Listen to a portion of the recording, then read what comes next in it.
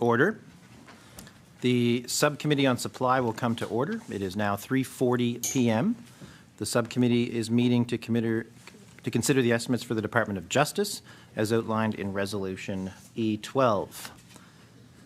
Resolved that a sum not exceeding $450,288,000 be granted to the Lieutenant Governor to defray expenses in respect to the Department of Justice pursuant to the estimate. I will now invite the Minister of Justice to make opening comments for up to an hour, and if they wish, introduce staff as well. I recognize the Honourable Minister of Justice.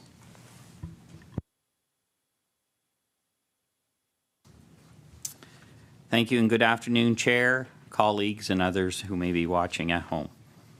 I'm pleased to be here today to talk about the work of the Department of Justice and to speak about our priorities, as well as some of the challenges facing our department in the coming year.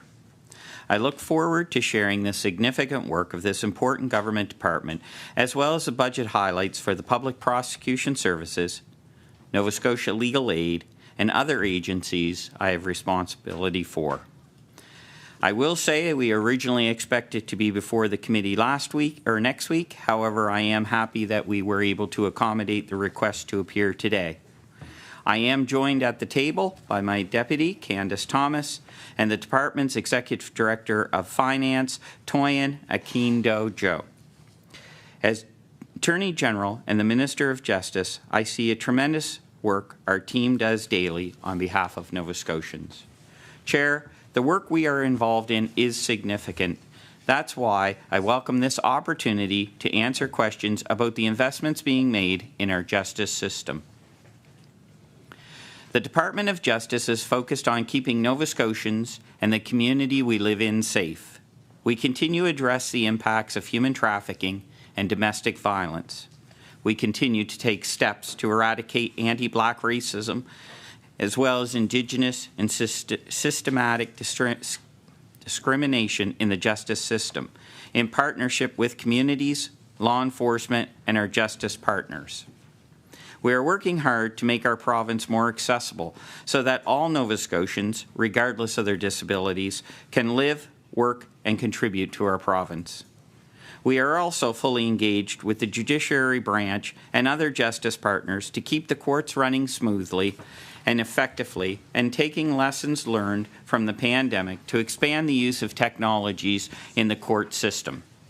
Of course, one of our highest priorities for action over the short and long term will come from the Mass Casualty Commission report. Chair, 22 Nova Scotians lost their lives in a tragedy that even today is beyond belief.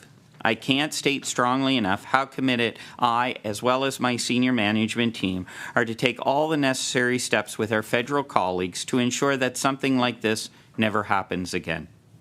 Today, the Commission released its final report and recommendations after the unspeakable, heartbreaking event that shook our province and the entire country. The events of April 18th and 19th, 2020 forever changed us as Nova Scotians.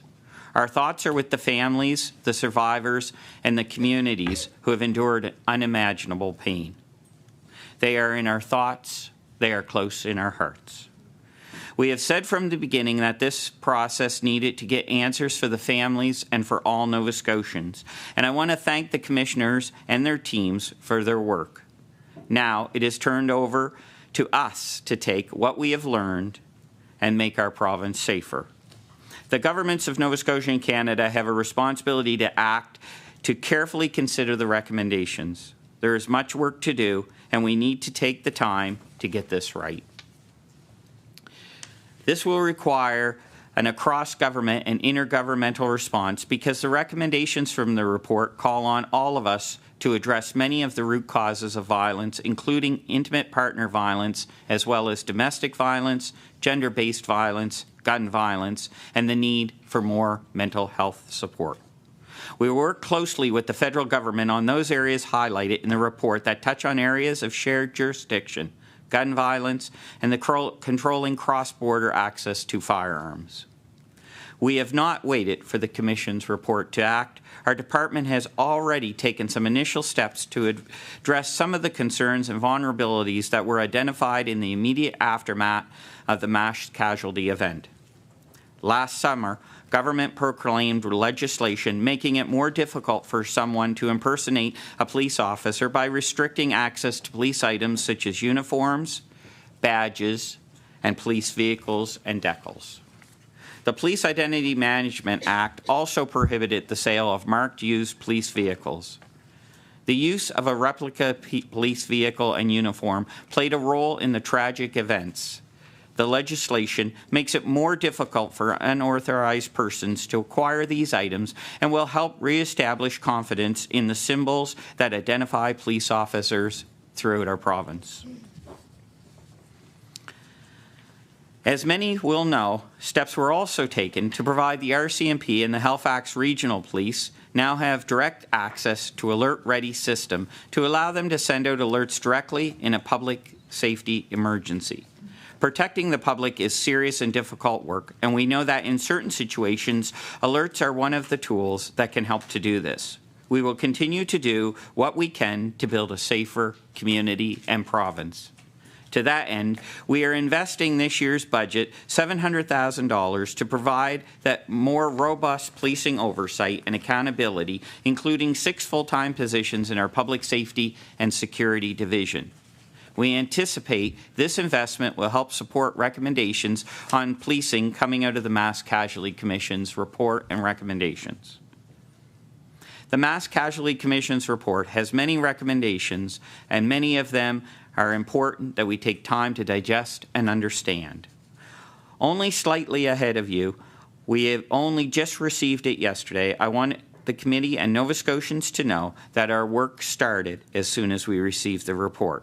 We are reading it carefully and focusing on the next steps. While we cannot change what has happened, we know that we can do more to help prevent something like this from ever happening again, and we recognize there's a lot of work ahead of us.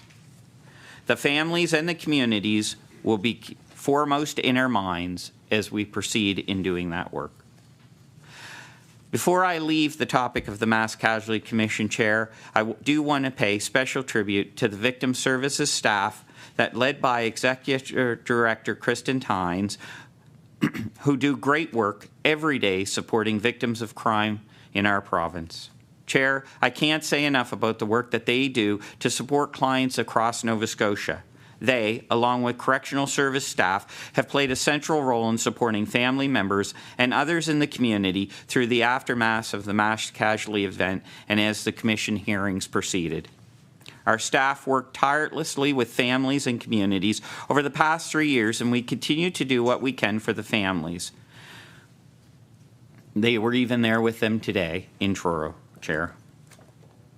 Staff partner with other government departments and agencies to provide on-site support for the families and the community in the aftermath of the mass casualty, and will continue to do so as we go forward.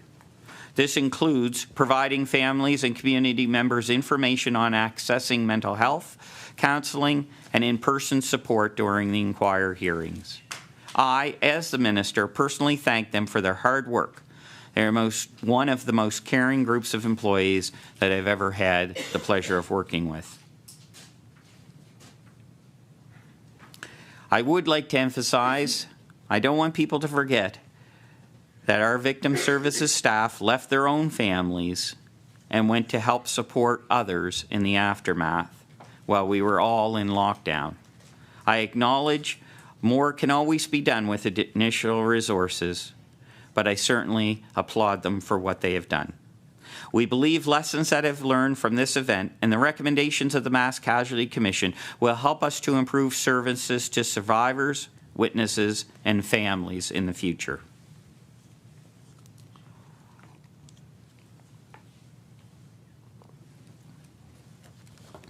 Chair, there is also another important inquiry hard at work. So I want to take just a moment to update the status of the Desmond fatality inquiry. Much like the Mass Casualty Commission inquiry, it too involves unspeakable loss of life. The family and the loved ones of the Desmond family, as well as all Nova Scotians, have been waiting a very long time for answers.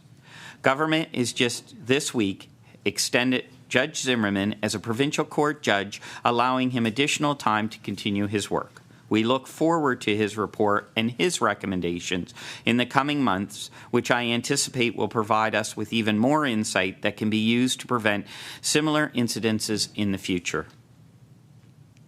Chair, I always take an opportunity at estimates to highlight the scope of work we do as a department and to remind this committee of the day-to-day responsibilities, the programs and services that we have underway. There are a lot of moving parts in justice, Chair. They include the administration of 25 courthouses throughout the province, which includes support for the judiciary, day-to-day administration, and public access, courthouse security, and safe transport of persons in custody and civil enforcement. Correctional services, which includes community and custody programs and services for adults and youth within 5 adult facilities and 1 youth facility within the province. Public safety and security, including policing and police oversight, as well as licensing and regulation of private and security services, cyber safety, and oversight over service dogs. Support and services to help victims and witnesses of crime. The enforcement of court-ordered child and spousal support payments. The implementation of the Accessibility Act and the development of standards for built environment, education, employment, public transportation, and communications. Providing legal services and advice to Government of Nova Scotia and all of its agencies and Crown corporations, and restorative justice oversight. Chair, I also have the responsibility of a number of arm's-length Crown agency commissions and offices, which include Elections Nova Scotia, the Human Rights Commission, the Medical Examiner Services, Nova Scotia Legal Aid, the Office of Police Complaints Commissioner, the Public Prosecution Services, Public Trustee, the Serious Incident Response Team, the Workers' Compensation Appeals Tribunal, and responsibility for the Freedom of Information and Protection of Privacy Act, plus numerous other pieces of legislation.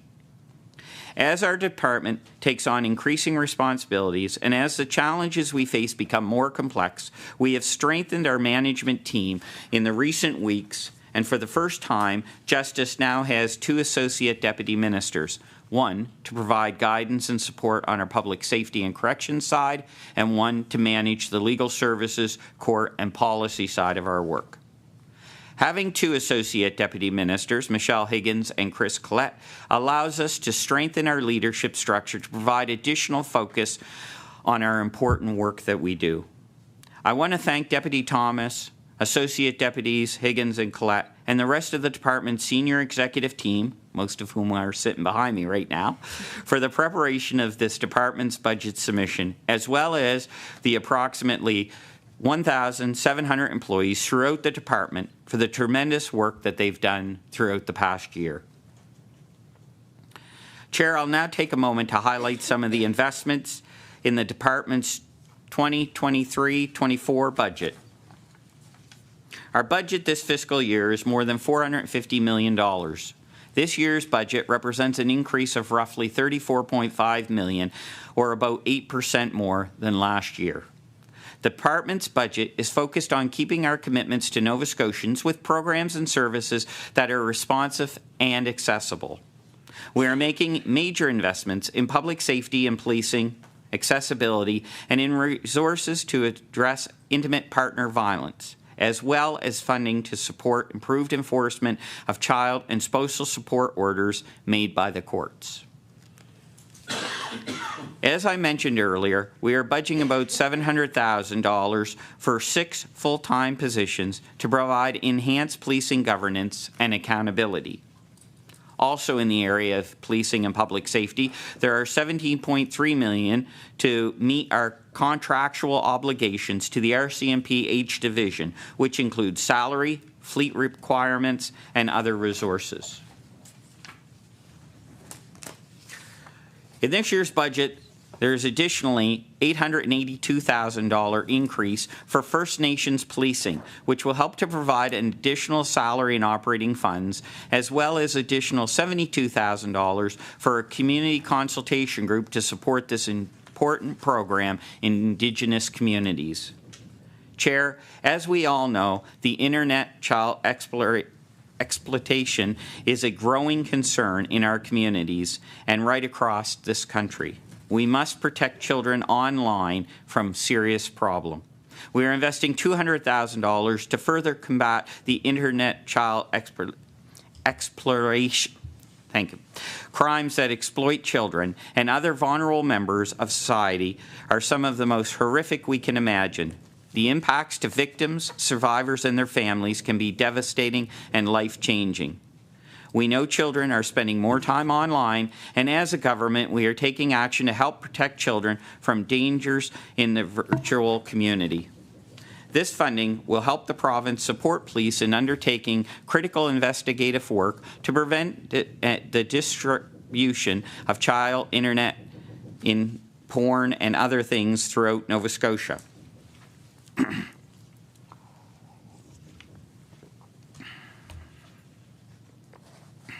The department is also investing an additional $431,000 to support the Nova Scotia Medical Examiner's Office to address an increasing workload and to support the Death Review Committee, which have been established to investigate deaths as a result of domestic violence, as well as deaths that involve youth that are in care of the province. Chair, our Maintenance Enforcement and Victim Services Division continues its critical work to support families to get court-order spousal and child support payments to the parents that are owed. This is an important program that supports the financial and emotional stability of Nova Scotians. It supports, Chair, more than 11,000 children and collects and pays out nearly $230,000 in child and spousal support to recipients each and every day. We have made many improvements over the last several years to increase support payments to family and reduce program arrears. Arrears continue to be the lowest that they've been in more than 15 years. We continue to remain focused on reducing arrears and improving enforcement. This year, we will be investing $200,000 to add 2 more additional positions, which will improve client services. Chair, I would like now to move to correctional services. It has been 3 years since the COVID-19 pandemic was declared, and while public health restrictions and pandemic status have been lifted, we still live with this virus today. COVID was extremely challenging for Nova Scotians.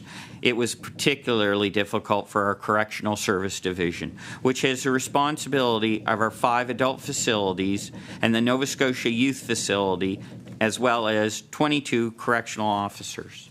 Keeping in mind inmate safety in these settings was obviously a big challenge throughout the pandemic and resulted in restrictions placed on persons in custody due to public health directives and managing our facilities with staff who also became sick.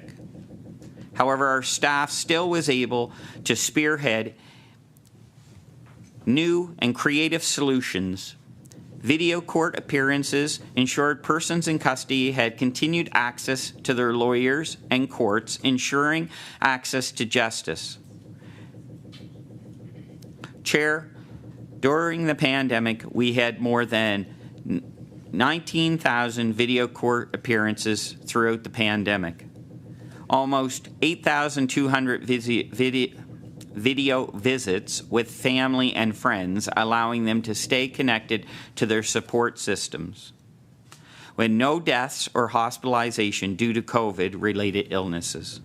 We did well in Nova Scotia, and we would be remiss if we did not take a moment to recognize the service of our public health teams who provided excellent support and guidance. Increased access to clinical and case management services for persons in custody, in part by making use of technology that had never been used throughout the court systems previously. Despite the pandemic, Chair, correction workers worked with community partners and agencies such as Elizabeth Fry Society of Mainland Nova Scotia, Elizabeth Fry Society of Cape Breton, and the John Howard Society, as well as working across government with community services, municipal affairs and housing, Public Works and Health and Wellness to support vulnerable Nova Scotians in conflict with the law to find safe housing and other supports. One such solution was the John Howard Society Supportive Housing Hub pilot project located in Pictou County, which opened in 2022 with supports from Correctional Services, Public Works and Health and Wellness. To date, they have been 35 admissions, of whom 31 transitioned from a provincial correctional facility to this supportive housing program. I think we have woodpeckers. On March 16th, 2023, government reinforced its commitment to support housing. We announced an investment of $2.6 million in 3 supportive housing programs through the John Howard Society, Elizabeth Fry Society of Mainland Nova Scotia, and the Marguerite Centre. Funding for this project will cover 4 years from 2023 to 2024 to 2027-2028, and it will provide $1.6 million for the John Howard Society, $650,000 for the Elizabeth Fry Society of Mainland Nova Scotia, $300,000 for the Elizabeth Fry Society Cape Breton, and $50,000 for the Marguerite Centre Society of Nova Scotia. Chair, safe and supportive housing can help people transition out of correctional facilities, overcome barriers, and make positive changes in their lives. These beds, as well as in-kind education programs and social work services provided by correctional service staff, will ensure continued support for individuals so they can successfully reintegrate into and stay in the community. Working with these community partners, we are helping ensure at-risk men and women have a solid foundation to move forward with their lives.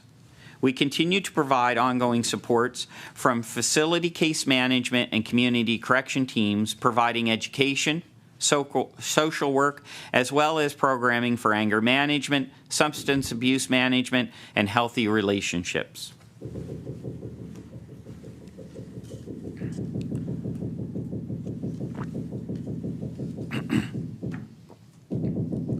As COVID-19 also helped drive innovation in the way that we use our courts, the pandemic highlighted the urgency to modernize the courts in Nova Scotia. It forced us to adapt quickly to use technology in a way we deliver court services to Nova Scotians. During COVID-19, the court shifted rapidly by delivering court services virtually, either through virtual courts, remote attendance at hearings via video conferencing or telephone, and electronic filing by email.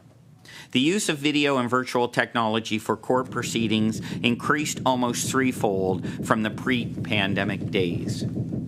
Our court clerks, counter staff, and deputy sheriffs delivered services using new technologies and new procedures to keep these essential services open and working throughout the pandemic. We continue to use these tools, and we also continue to work on technological advances to improve access to justice.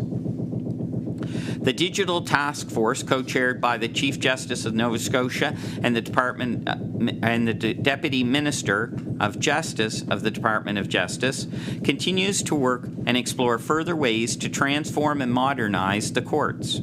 The focus is on improving access to justice, increased efficiencies, and better outcome for all users at all levels of provincial courts.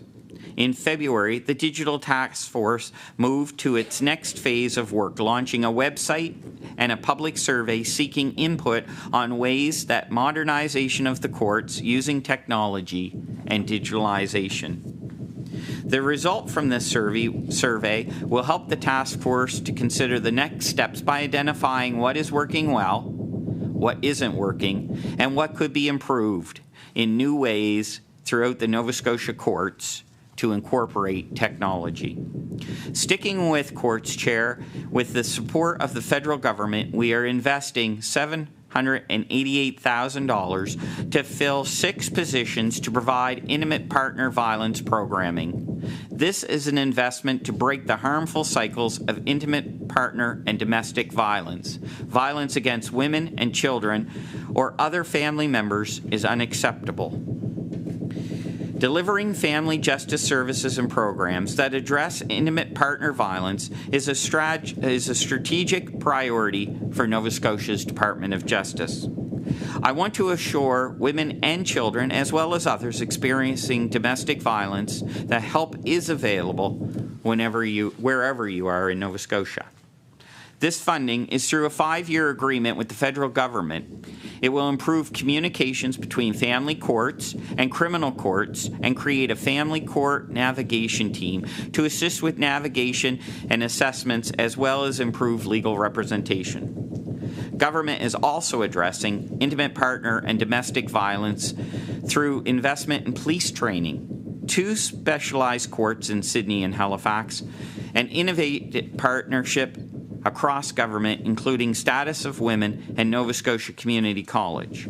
We have improved our response to domestic violence cases, including improving training for police and service providers.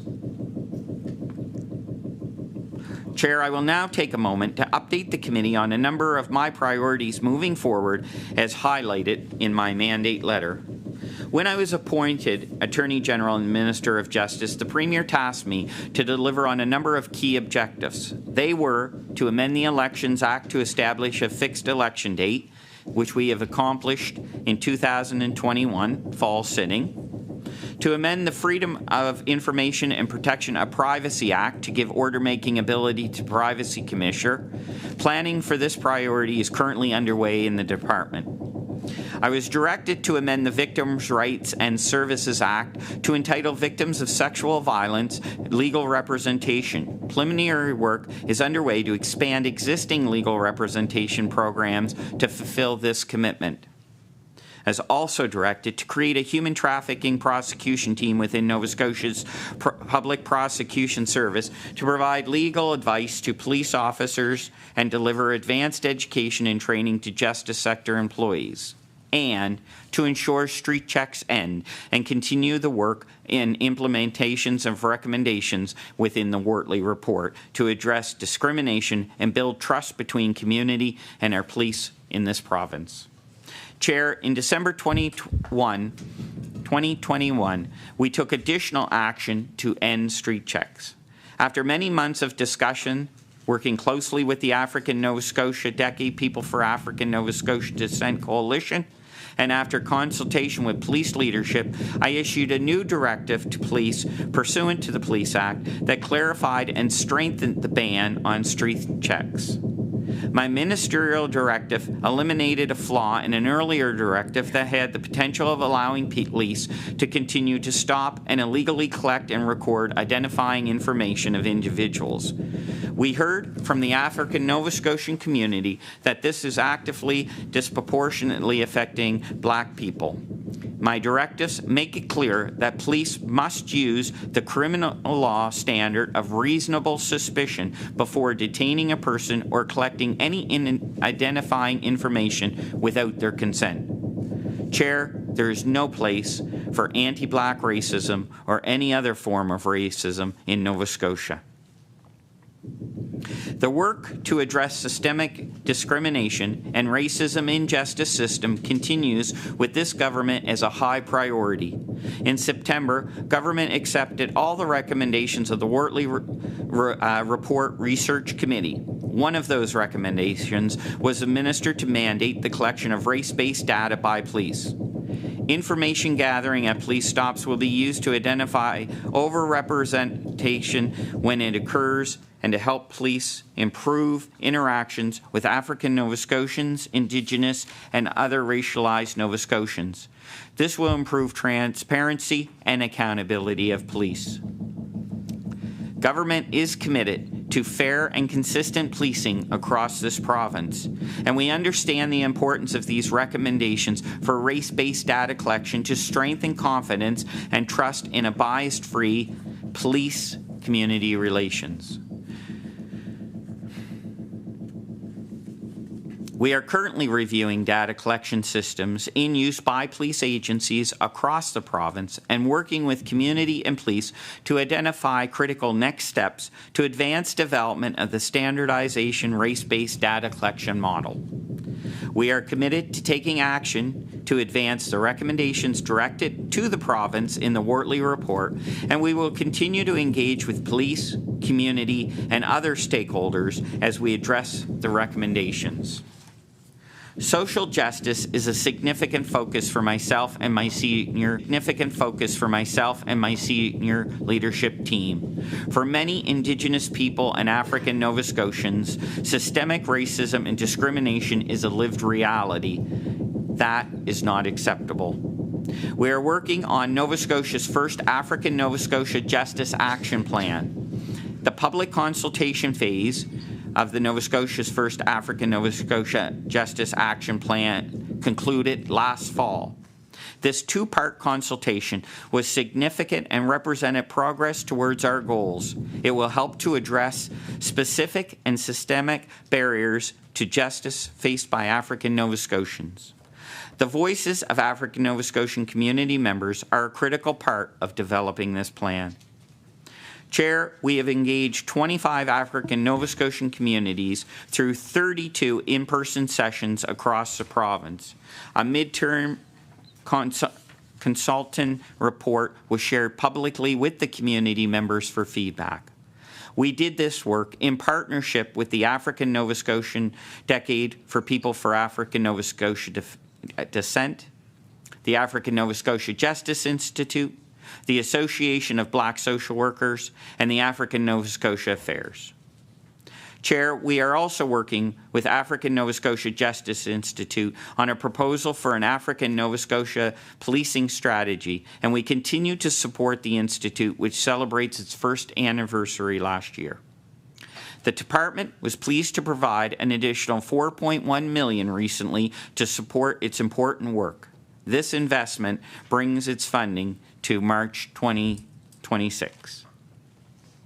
Chair, there is also much work to do to improve the experience of the Mi'kmaq and the Indigenous people in our justice system. Indigenous persons, too, are overrepresented in the criminal justice system, and this is unacceptable. We will continue to address it. DOJ, in collaboration with the Mi'kmaq community, is working on an Indigenous justice action strategy to ensure programs and services are culturally appropriate and responsive, and also address overrepresentation. To ensure the strategy is reflective of the community's voices, a facilitator from the Mi'kmaq community is working with our team. The committee held its first meeting in July of 22. It's in a First Nations community.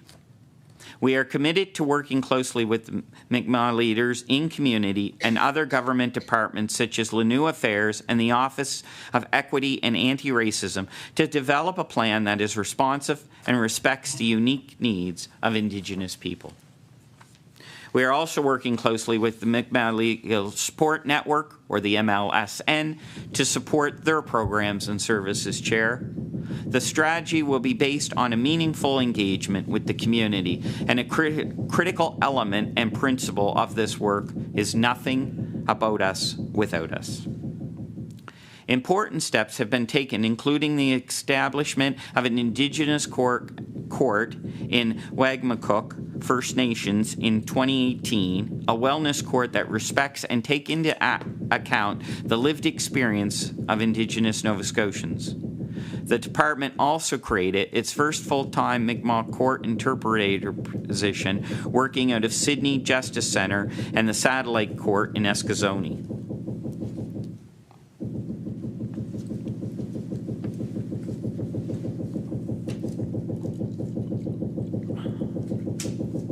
Sorry, Chair. This position expands the interpretation services that are currently provided on a casual basis at both Wagmatcook as well as Port Hawkesbury courts. It also supports the goal and the vision laid out in legislation introduced last year enshrining Mi'kmaq as Nova Scotia's first language. As you can imagine, individuals appearing before a court of law want and deserve to receive services in their first language. Interpretive services are critical in achieving meaningful access to justice. Chair, it is through greater understanding that we will continue to improve access to justice and transform the justice system for all Nova Scotians, particularly historically excluded communities. Chair, I would now like to share with the members another important area of our department, accessibility. We continue to make tremendous progress towards the 2030 goals for accessible Nova Scotia by providing persons with disability with equitable access to programs, services, information, and infrastructure.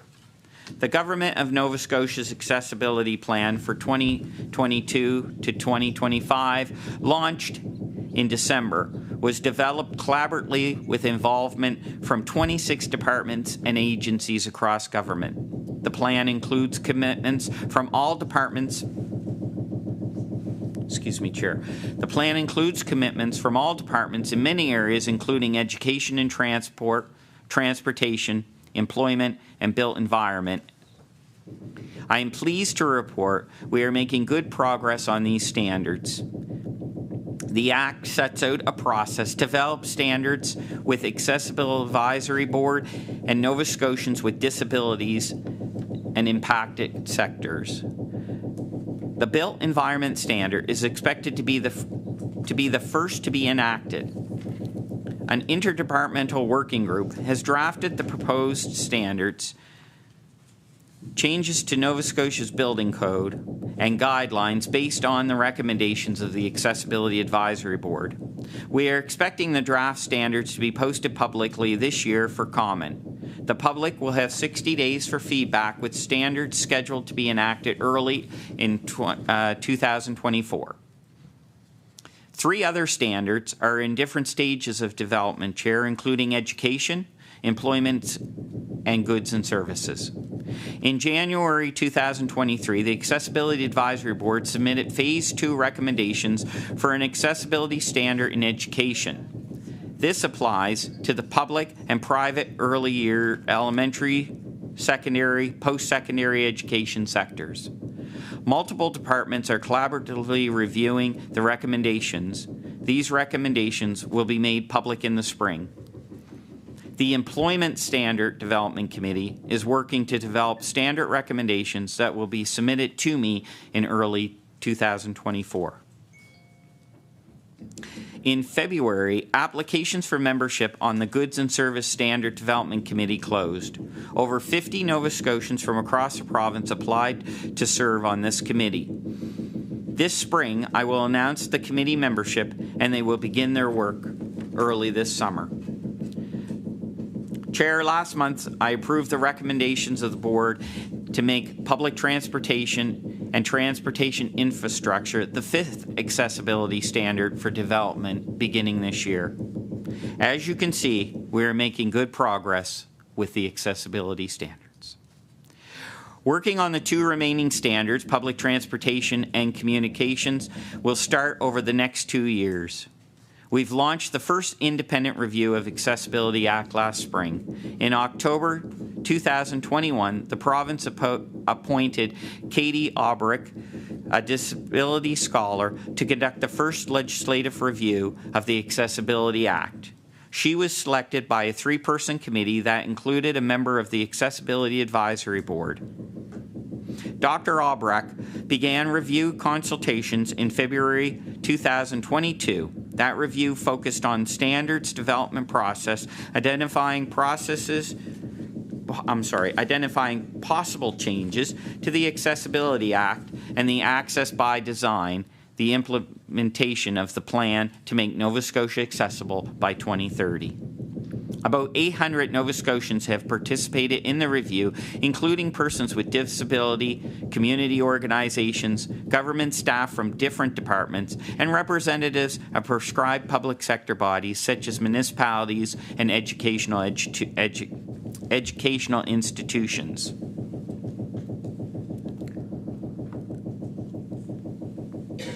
Chair, I look forward to reviewing Dr. Albrecht's report and recommendations this spring to learn how we can continue to advance accessibility in this province. Awareness and capacity building is the second priority area in accessibility by design. Nova Scotians with disabilities have told us that stigma and discrimination is one of the most significant barriers that they experience. And we know that accessible Nova Scotia will only be achieved by working both to enact standards and by changing how we collectively view disability. In April, we launched the first accessibility awareness campaign in Nova Scotia. You may have seen some of the social media ads on TV. These ads feature real Nova Scotians with disabilities at home, work, and in their own communities with a theme of access includes everyone. Compliance and enforcement is another priority area of access by design. We look ahead to the enactment of the first accessibility standard next year. It's important to note that we developed the compliance and enforcement framework for the Act and the standards. As we do in all our accessibility work, the Accessibility Directorate worked collaboratively to develop the compliance framework with those who will be impacted, persons with disabilities, municipalities, and other government departments and business sectors. There are over 50 people involved in this working group, Chair. In May, the framework for compliance was approved. The focus of the framework on education and awareness at the outset. Government will provide support to organizations to comply with the Act, standards, and deadlines, and will work collaboratively to address areas of non-compliance.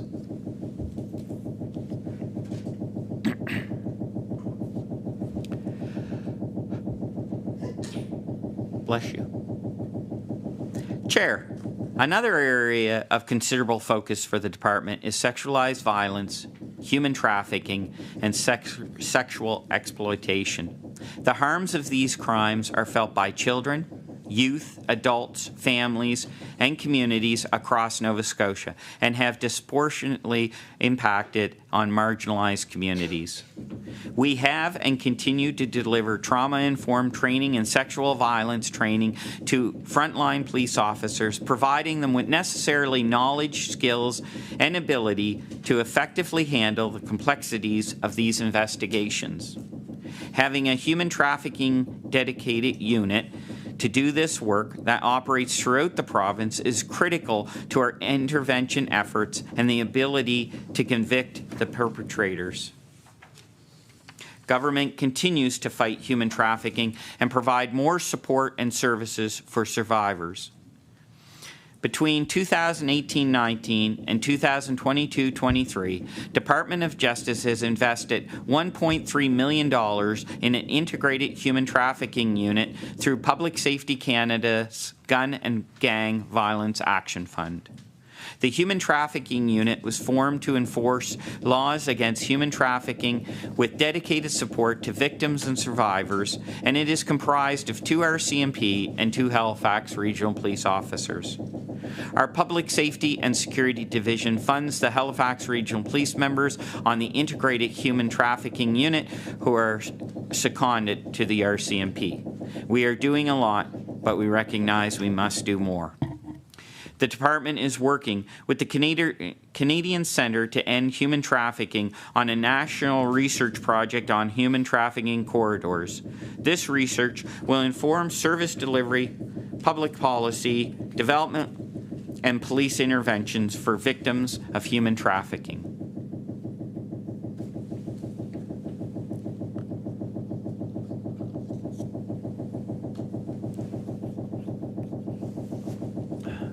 Chair, I might also point out that the level of serious crime and frequency of gun violence we are seeing in the community recently is concerning.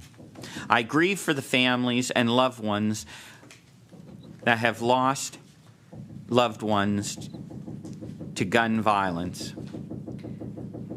Chair, gun violence has no place in our communities. We want all Nova Scotians to be safe. I'm concerned whatever violent incidents occur in our community. It's upsetting, and I'm concerned by that. Addressing serious crime, including gun violence, is among our policing priorities for this year. The department is committed to adequately resourcing police and working with communities to address firearms-related offences occurring in our province. We will continue to work and identify proactive ways to mitigate these trends, including collaborating with our federal, provincial, and territorial colleagues across the country who, like Nova Scotians, are combating serious gun and crime and violence. Addressing hate-motivated crime is also a priority of the department. Hate crimes are criminal offenses committed against a person or an organization or property that are motivated by hate, prejudice, or biased against an identifiable group. We know racism and other forms of discrimination remain serious issues in Nova Scotia and across Canada.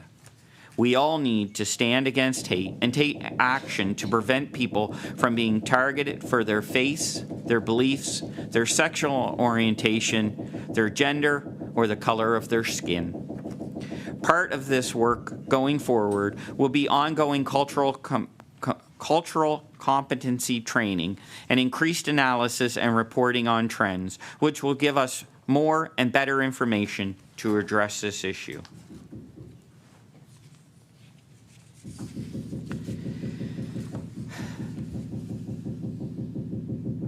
Chair, earlier I referenced the benefits of technology in increasing efficiency in our courts and in corrections, but it is important to recognize the dangers of technology that is misused.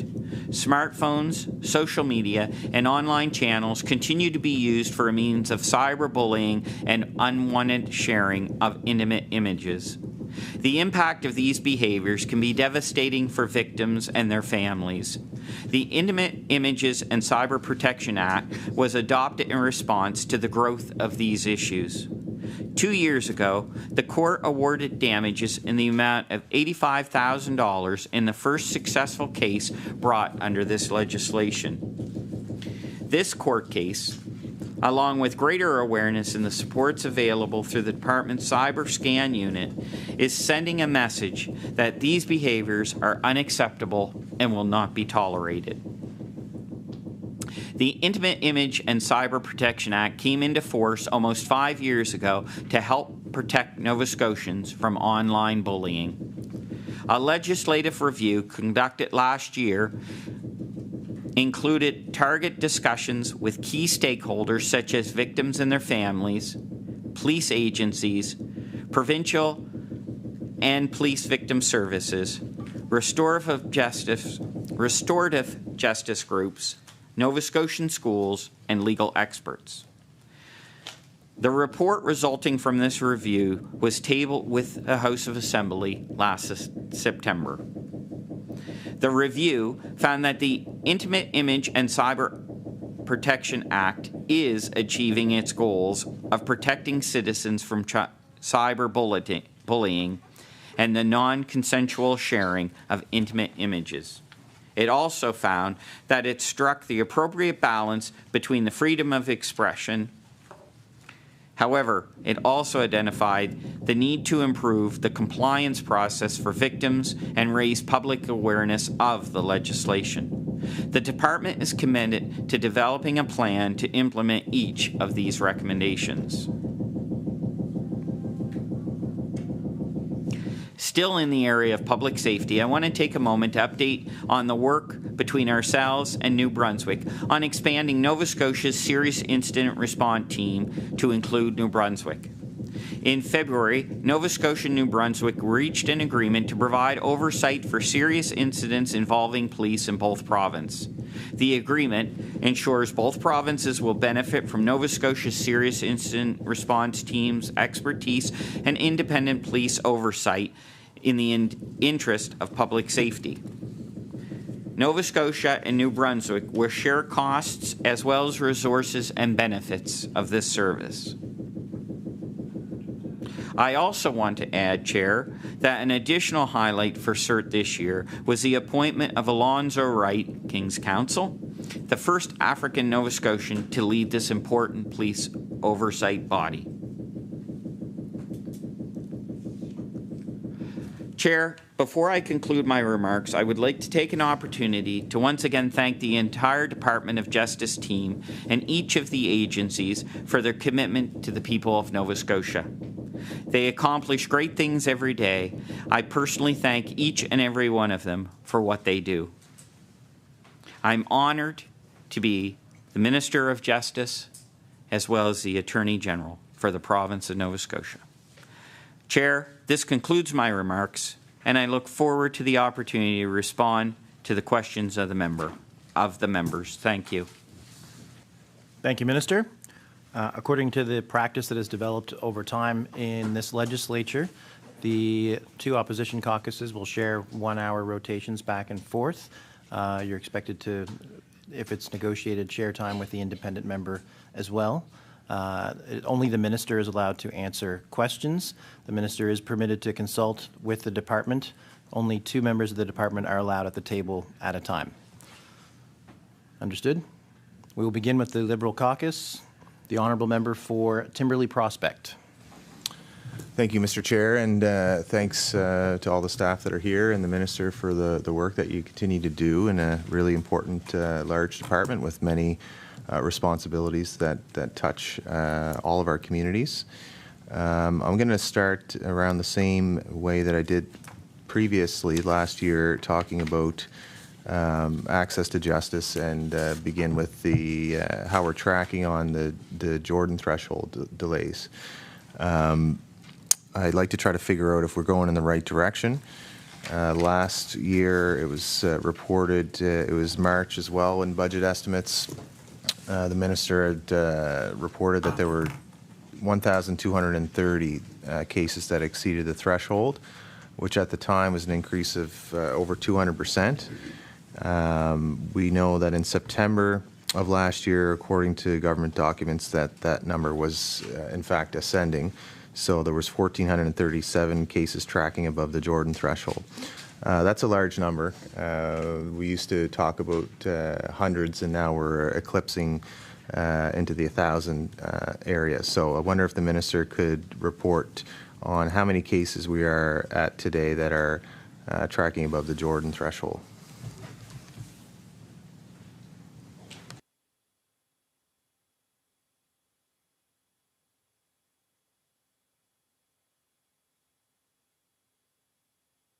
I recognize the Honourable Minister of Justice. Yes, thank you very much, Mr. Chair, and thank you for the honourable member for the question. Unfortunately, we still are tracking higher than we were. We're at 1,534, so 1,534 cases that are currently tracking above Jordan. Some of this still is the backlog in the courts. I know that we can't use COVID forever, but some of this is COVID related still. We have recently appointed a number of new court judges throughout the province, and we continue to look towards doing a few more in the future, and we're trying to actively decrease that number and get it back down.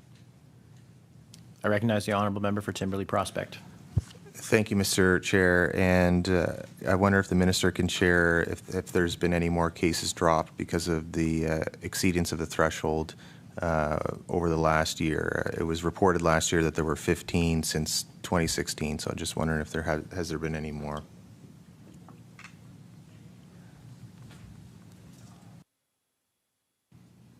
I recognize the Honourable Minister of Justice. Thank you again, Mr. Chair, and to the honourable member. Of the stays and dismissals granted, there have been a total of 30 throughout the province. 1 provincial offence, 3 municipal offences, and 26 federal offences. I recognize the Honourable Member for Timberley Prospect. Thank you, Mr. Chair. And given that the minister is responsible for the prosecution service and accountable for provincial prosecutions, we talked a little bit about one tool that our crowns have last year, and I referenced it. It was Section 496 of the Criminal Code. the minister, did say that he would, it's something that I can certainly inquire into and get back to the member on a future date. So I wonder if he can tell me if the Crowns have been utilizing this tool more. Again, I'll read what it provides for them to be able to do. If a peace officer has reasonable grounds to believe that a person has failed to comply with a summons, appearance notice, undertaking or release order, or to attend court as required, and that the failure did not cause a victim physical or emotional harm, property damage, or economic loss, the peace officer may, without laying a charge, issue an appearance notice to the person to appear at a judicial hearing under Section 523.1 instead of laying the charges. And so I know the minister is aware of that tool and giving his responsibility to address the backlog. I'm wondering if he had discussions with the Public Prosecution Service, in particular the Crowns, who have the ability to work with police and utilize this tool.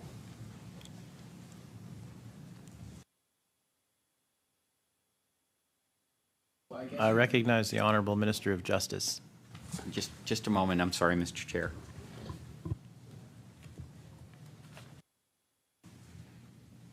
I recognize the Honourable Minister of Justice. Thank you very much. And Mr. Chair, I will offer to the honourable member, as he knows, although public prosecutions does fall under DOJ and the Attorney General's responsibility, we do try to keep PPS at arm's length to be able to have their judicial independence and keep them at an arm's length from the Attorney General.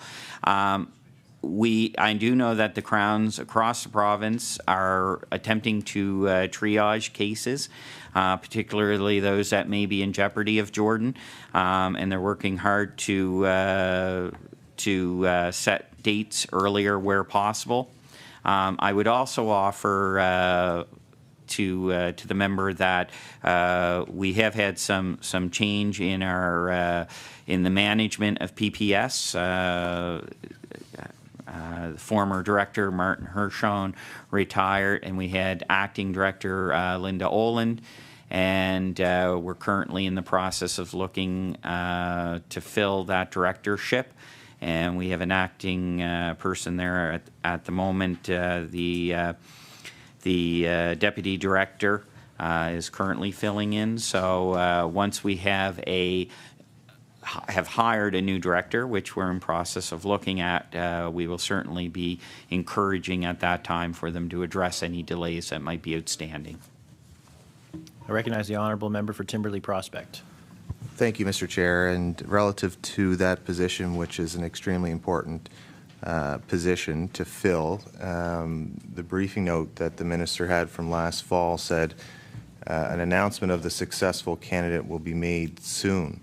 That briefing note was a half a year ago. The position, the person that was in the position retired in February of 2023. It's been more than a year. I wonder what the minister means by soon. When will that position be filled? Expect to be filled? I recognize the Honourable Minister of Justice. Thank you very much, Mr. Chair. And to be honest, it was a little bit harder to find somebody who may want to come to Nova Scotia and do that job. We are trying to find someone recognizing equity and equality, diversity. So we've been trying to reach out, and we did contract a search service of the candidates that came forward from that. We didn't feel at the time that we wanted to go out and try again, and so we're still trying. I would anticipate that there is a new competition that's going out very soon, and so I would anticipate that the hope is in the next few months. I recognize the Honourable Member for Timberlea Prospect. Thank you, Mr. Chair. And the search service, am I discerning that to be an external firm that's leading the hiring process? And if the Minister could share, given the priority of looking at equity as part of the process, are there representatives from the African Nova Scotian community or the Indigenous community represented on the interview panel that will be hiring this position? I recognize the Honourable Minister of Justice. Thank you very much, Mr. Chair. And we have not yet established the final committee. We're anticipating now that it will probably be an internal committee. I recognize the Honourable Member for Timberley Prospect. Thank you, Mr. Chair. And I guess I will say, given the challenges and the hiring practices that are under review, which I'll speak to in a minute, within the public prosecution, that does raise flags, keeping the process internal. But hopefully there will be representation that reflects the diversity of our communities, because these candidates that come forward need to have a deep understanding and appreciation of the historical context of what the public prosecution is and what it was born out of after the Marshall inquiry. I know we talked about the independence and the importance of independence, but it has been more than 3 decades now, I've made this point before, where we still have not had a person of African descent in this position, or an Indigenous person, or really in any position of authority in the public prosecution. And I think the Minister would probably agree how that could be problematic. So I'd ask the Minister about the review of hiring practices that he referenced last year in estimates. And I do see it in the Minister's binder that the review was initiated on June 1st of 2022 and was anticipated to be completed and delivered by December 1st of 2022. This is a review of the hiring practices, is my understanding. I just want to ask the question, was the review completed on time? And who conducted that review?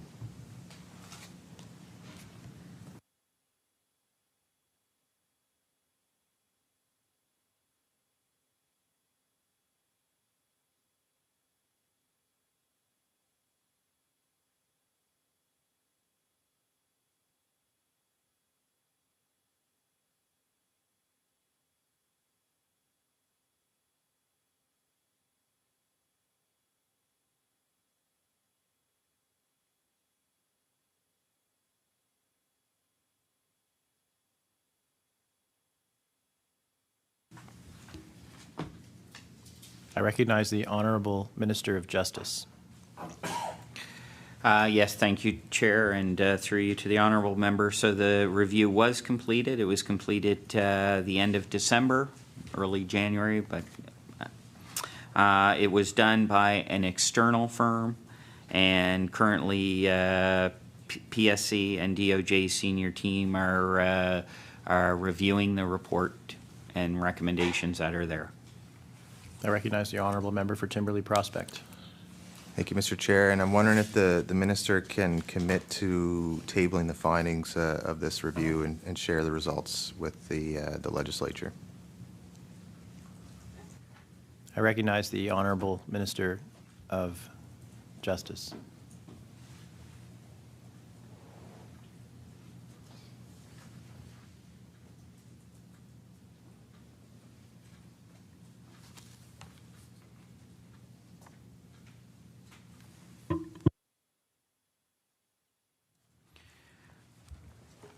Thank you, Mr. Chair. So I guess at this particular time, I would probably say no. It does identify a number of HR matters that I think would be confidential to staffing. So this time, probably not because of the HR impact. I recognize the Honourable Member for Timberley Prospect. Thank you, Mr. Chair, and I would hope that we would see some level of transparency in terms of how we move forward with trying to improve fair hiring practices that involve equity, and presumably there'll be recommendations to address some of the barriers that I think we all can agree exist within the public prosecution. I think the office specifically has issues of not following what the public service has followed in terms of their hiring practices. And so that's, I think I made my point there. But I'll go back to what we're talking about related to Jordan and the impact on ensuring that we have the judicial appointments filled. And so I wanted to ask about the change in the way that judicial appointments are going through, which was one of the things the government did. One of the first things they did was revamping how the appointment process works. So I wonder if the minister can share, now that that process has been in place, his thoughts on the effectiveness of that appointment process, and if there's any way, if there's any review of how that's going, if the department's looking at improving that process in general of appointing judges.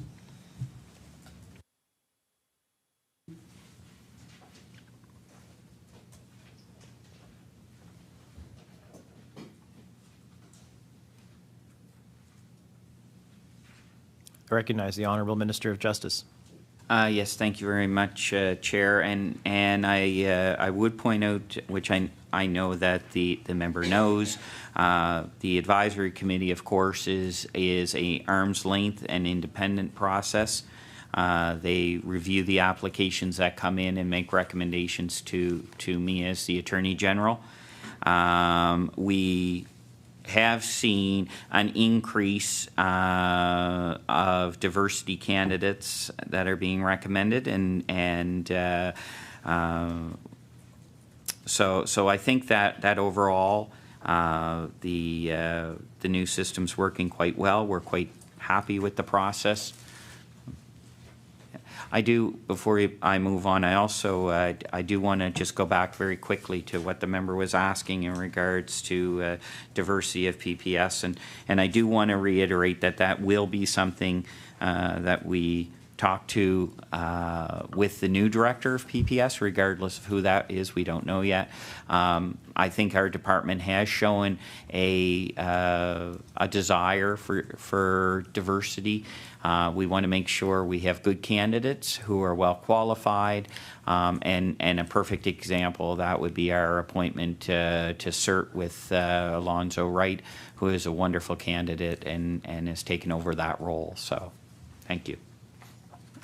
I recognize the Honourable Member for Timberlea Prospect. Thank you, Mr. Chair, and I do acknowledge the appointment. It's a good one. But I'd like to ask, since the minister has referenced the way that the appointment process has been a positive experience, there was concern about representation on the committee, and there was a member that left the committee, at least one, publicly last year, and there was reasons outlined in a resignation letter to the minister. I wonder if the minister can go into reasons why they left and maybe release a copy of the letter for the public. I recognize the Honourable Minister of Justice. Thank you. I can't really elaborate much. I know that there was a disagreement in the working group, and one person resigned from the group. I recognize the Honourable Member for Timberlea Prospect. Thank you, Mr. Chair. And I note that you said that the minister said there's an increase of diverse candidates. In question period in November of 2021, so more than a year ago, the minister committed to an African Nova Scotian judicial appointment. I wonder if the minister has fulfilled this commitment.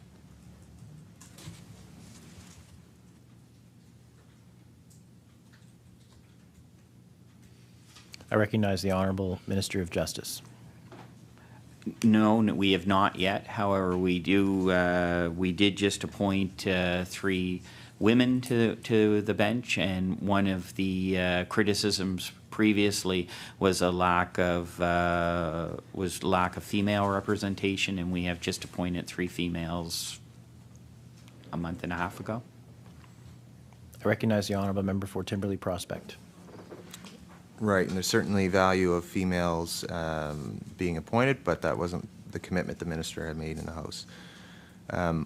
One of the reasons why I'm focused on judicial appointments and ensuring we do have appointments that reflect our communities, but especially in a timely order, is that we have seen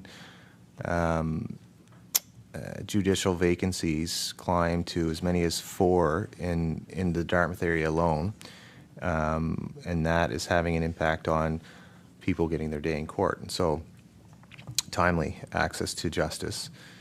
Intake courtrooms had no judges for extended periods of time, and I wonder if in this specific case, this delay, if there's any data as to the impact of the case delays that were happening because of these vacancies in the system, and I wonder if the minister can share what the vacancy is currently. I recognize the Honourable Minister of Justice. Thank you very much, Chair. So currently there is 1 vacancy. We do recognize that there are, I believe, 2 more that are coming up. And so we're anticipating that the working group will get together hopefully the end of May, June to start reviewing applications again. What I will offer is that of course, this is a call that goes out. It goes out from DOJ, the Nova Scotia Bar Association, and it's a request for people to apply. The department's limited in who applies. We're trying to encourage people.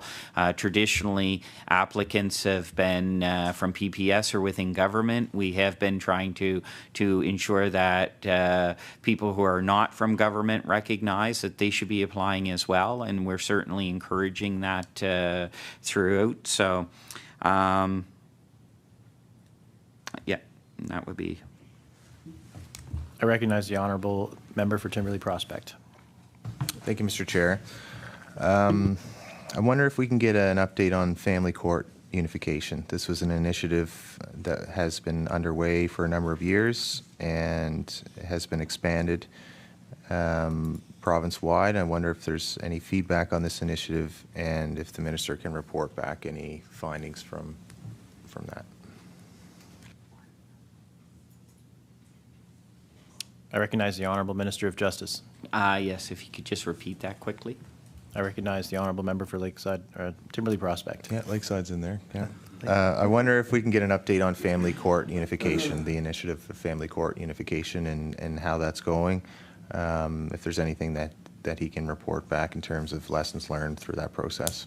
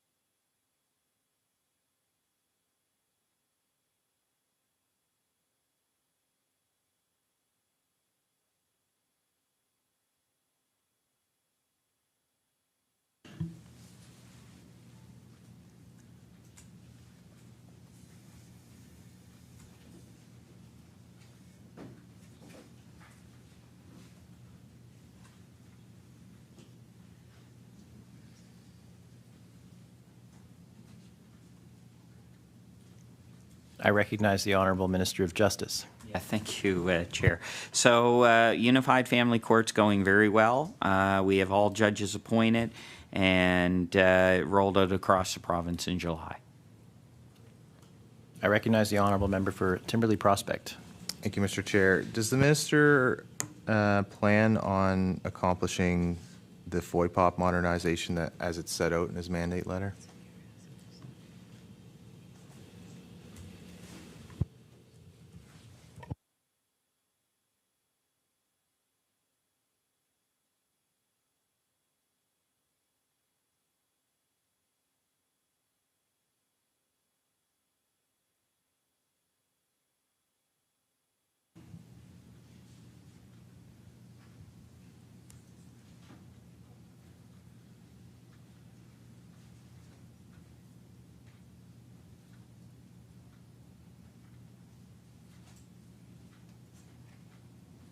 I recognize the Honourable Minister of Justice.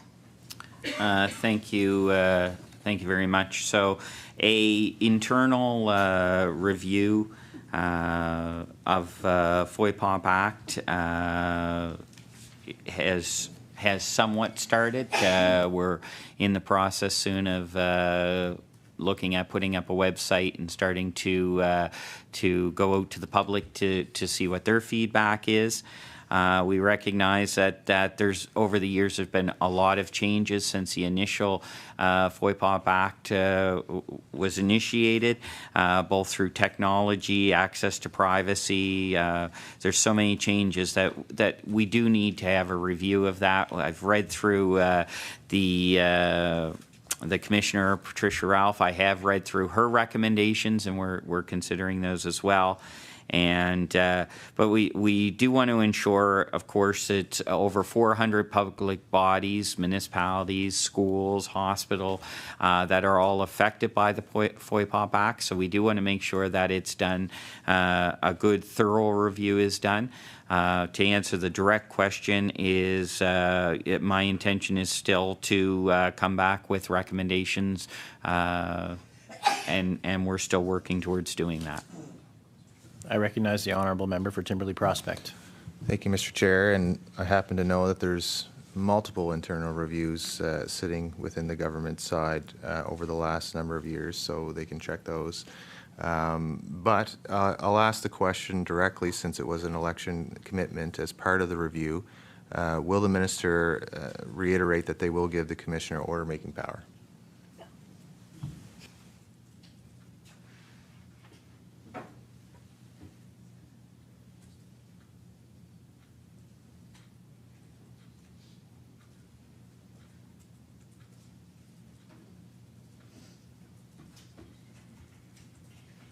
I recognize the Honourable Minister of Justice. Thank you very much, Mr. Chair. And I guess what I would say is it would be premature to commit to anything at this time prior to that public review and consultation happening. Once the report's done, we'll be bringing recommendations to the legislature. I recognize the Honourable Member for Timberley Prospect. So what I'm hearing is it's the election commitment is no longer a commitment. You're saying that there is no longer a commitment to give the Commissioner order-making power. Do I have that right? Recognize the Honourable Minister of Justice. Once again, we are doing a review, and part of that review will be to see whether or not we give order-making power. Once the review's done, we'll have recommendations and move forward at that time. Recognize the Honourable Member for Timberley Prospect. Good enough, I tried. I'll hand it over to my colleague for the rest of this hour, and then I'll come back, I guess, after the NDP go. I recognize the Honourable Member for Bedford Basin. Okay, yes. Okay, so we'll switch gears now.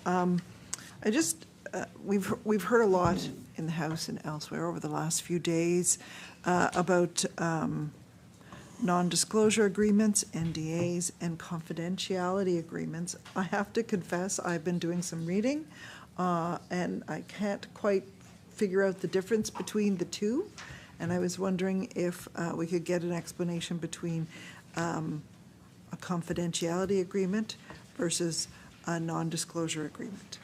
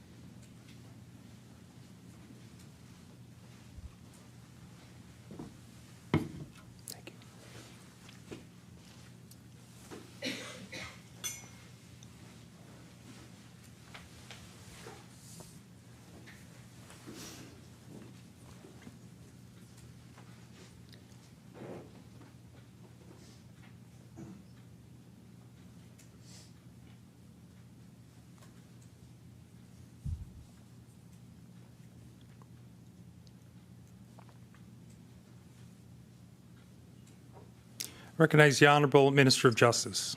Yes, thank you, Chair, and through the honourable member. I certainly will say that there's similar tools that are used when parties want to protect confidential information. Non-disclosure agreement is designed to create a confidential relationship where two parties agree not to share information. And both are often used in as a settlement tool in civil matters, and that's what I could offer. I guess what I would suggest, not being a lawyer, but having a really smart lawyer with me, they'd be two legal concepts that would probably not be easily explained, but... Recognize the Honourable Member for Bedford Basin.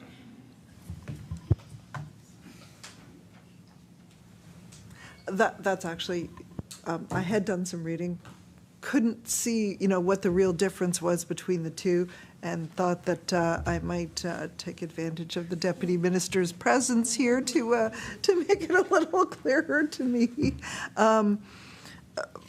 But one of the things that I thought that I was picking up from these fairly dense explanations was that in the case of an NDA, there's a financial penalty if the matter is if the confidential matter is disclosed beyond whatever was agreed to, and so I'm just trying to figure out if that is the difference between the two, if that's a fair characterization.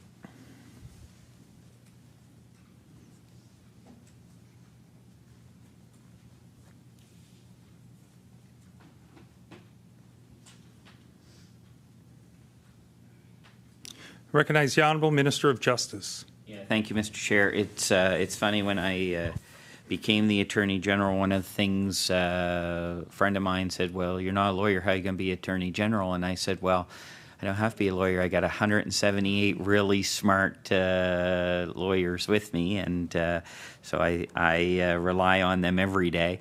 So the terms of contract would be governed by the parties' agreement, including what penalties or damages if breached. I think one of the things that through discussions with NDAs, one of the things that I've heard is it's not as straightforward as some may think, because it's contract law, and so. Recognize the Honourable Member for Bedford Basin. Okay, so does the Justice Department or any of the agencies that report to the Minister, such as the Human Rights Commission, the Ombudsman's Office, do they employ the use of NDAs? I recognize the Honourable Minister of Justice. I'm sorry, so if she could just repeat that again, I'm sorry. I recognize the Honourable Member for Bedford Basin. Does the Justice Department or any of the entities that report to the Minister, like the Human Rights Commission, the Ombudsman's Office, do they employ the use of NDAs?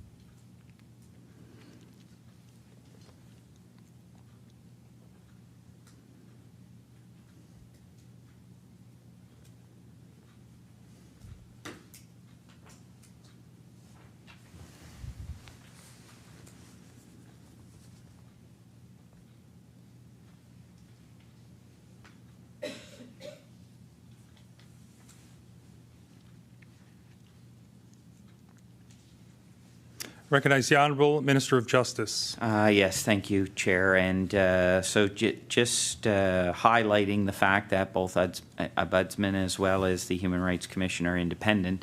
As far as I'm aware, no. But they are independent, and we would have to check with them directly to see. I recognize the Honourable Member for Bedford Basin.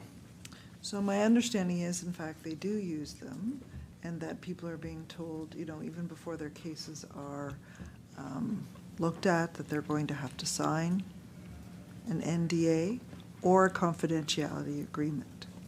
So I guess I find that concerning, because it could have the effect of, you know, stifling people who may feel that they may need to talk about what happened after something. So I am just going to put that out there because this is what we're hearing. And again, you know, someone may say to me, I had to sign an NDA. I'm not clear that it was an NDA. It might have been a confidentiality agreement.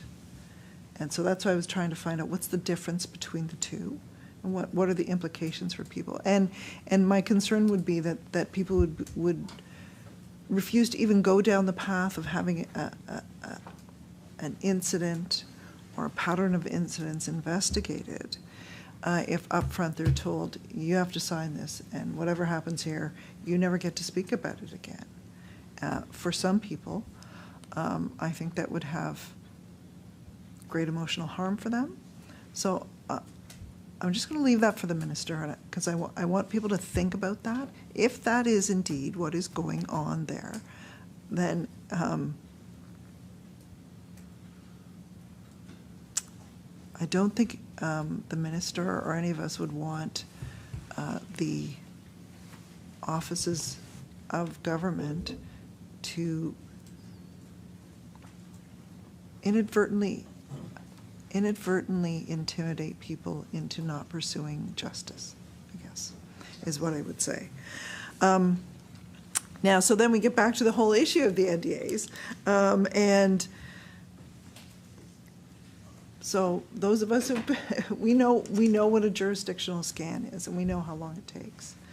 You look at comparable jurisdictions. What are they doing? It doesn't take 19 months to do a jurisdictional scan, because that was the answer last year. They're doing it, that folks were doing a jurisdictional scan. You have lots of lawyers at your disposal. You know, if you couldn't have a jurisdictional scan done within a week, I'd be shocked. I think perhaps the minister may want to see how it's working for different provinces. I'm not sure that can be categorized as a jurisdictional scan, but I'm just wondering exactly what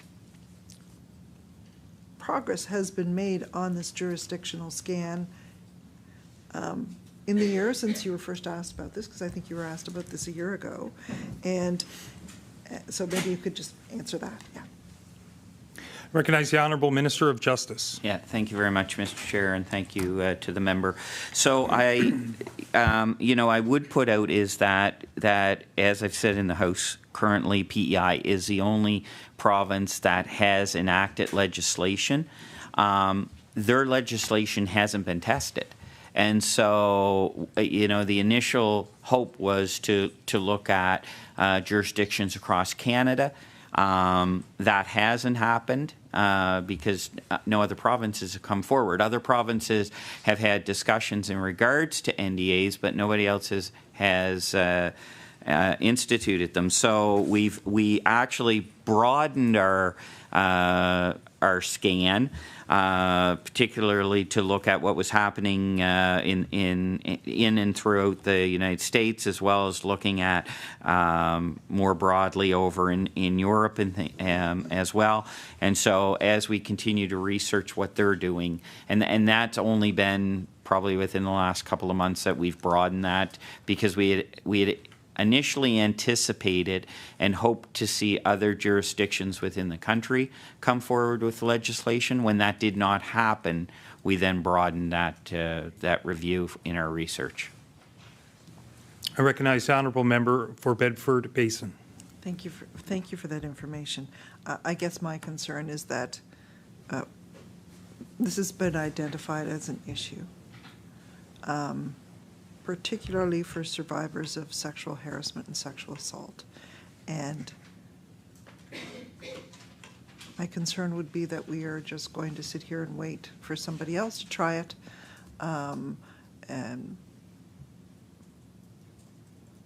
and see how it works. There's been a problem identified with this. And I just keep, is it a giant game of chicken? Where my understanding is there are a couple of other provinces that are actually actively looking at this particular issue as well and implementing that. And we don't always wait for other jurisdictions to do it. We've seen, they're like New Jersey. New Jersey has one. Have we heard about problems with their legislation? Again, I get it. It's fairly new. It happened just within the past year. But my concern would be that the harm that is done by not being able to speak, or the harm that is done by not even be able to proceed with an investigation, because you're being told you cannot speak to anyone about this afterwards. I think we have to look at that, and I would urge the minister to urge his staff to move quicker on this. Recognize the Honourable Minister of Justice. Once again, thank you. And I think that through my limited, my own personal limited research on this, I think contract law is a complex thing. I think that when briefly in researching, there are, although not everybody may agree, there are times and pros and cons to NDAs, and that's why we're asking staff to do that thorough research to ensure that we don't de-enfranchise somebody as well from opportunities. We want to make sure we get this right. And to do that, it's to do the proper research. I've said in the House, I say again, there's nobody in that. I honestly feel there's nobody in our party or within the House who wants to see victims silenced. I mean, we want to provide support to people who are sexually harassed or discriminated against, and we want that. But at the same token, I want to ensure that we have legislation that is good and fair for all Nova Scotians as well. And so we've broadened our scan and our research. Recognize the Honourable Member for Bedford Basin. Well, right now it's just fair for one side and not the other, so I will just leave that with the minister. I think we'll just move on to legal aid. I was in the chair recently when legal aid came before public accounts, and Nova Scotia Legal Aid is doing yeoman's work. They work hard. They have a high caseload, but once again, their funding has remained static in this year's budget, and when you have static funding in an inflationary environment, that means it's pretty much like having a cut. It means that once again, there's no opportunity to expand the scope of their services at a time when legal issues being faced by the public are increasingly complex and more and more in areas that we don't currently support. So, for example, there's been a huge increase in the need for immigration and refugee claim services.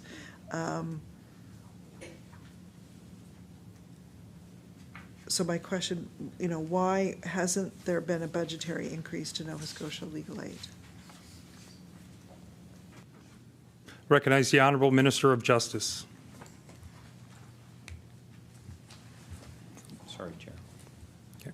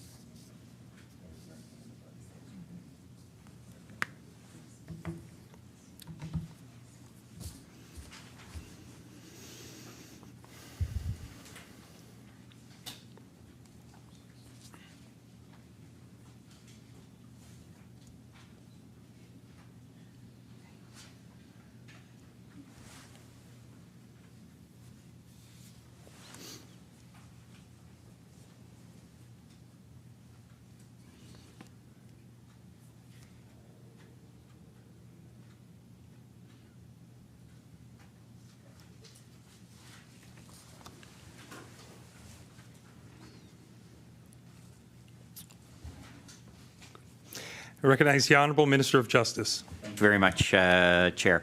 So I want to start by actually recognizing Nova Scotia Legal Aid and the work that they do. I personally had an opportunity to visit the Dartmouth office and meet. I've met with on a number of occasions with the board over there and toured the office, and they do great work. I mean, they're defending people that need it, and I'm very supportive of that. I will say, overall, they are up $670,000 this year from last year's budget. And I do want to highlight that the Halifax Refugee Clinic is who deals with refugee and immigration. It's not Nova Scotia Legal Aid directly. So, but the total funding is up. I recognize the member for Bedford Basin. So both Dow Legal Aid and the Refugee Clinic do in fact provide those services as well, but they have extremely limited sources of funding, and so legal aid could pick up the slack if there was more money there, is what I'm saying, you know, right? So the if you expanded the scope of their services. So I just think that these are issues of fundamental justice in our society, and I think that as more and more people come to Nova Scotia, some of them may need help with immigration, some of them may need help as refugee claimants, and so being able to provide that. And what we do know, and what we heard at committee the other day, is that $1 spent at Nova Scotia Legal Aid saves $6 elsewhere in society. So it's money that has a good return. And we also heard at committee the other day that on matters that sometimes for some people things start as one small matter, and then they become compounded if they're not dealt with. So if we can deal with, for example, a landlord tenancy issue early on, it can prevent that person from having further involvement with the justice system, or it could prevent them from having their children removed because they're homeless, and and DCS is trying to ensure that their children are safe, that kind of thing. So I would just, I guess, put in my 2 cents worth on the dollar's worth of services that this is money well spent. And if the minister has the opportunity to advocate for money for legal aid, I think it's money well spent.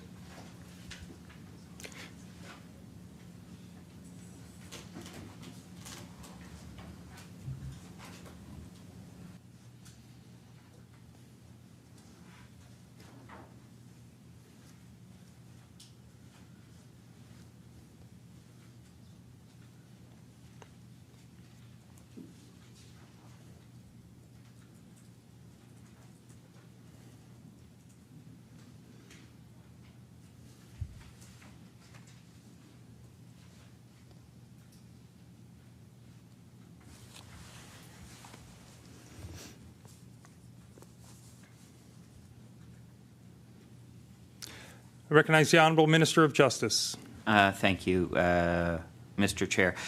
So just for clarification, the province does not fund Dow Legal Aid, and in regards to the immigration and refugee, that's a several funding as well through the feds, and we did help them to secure that funding.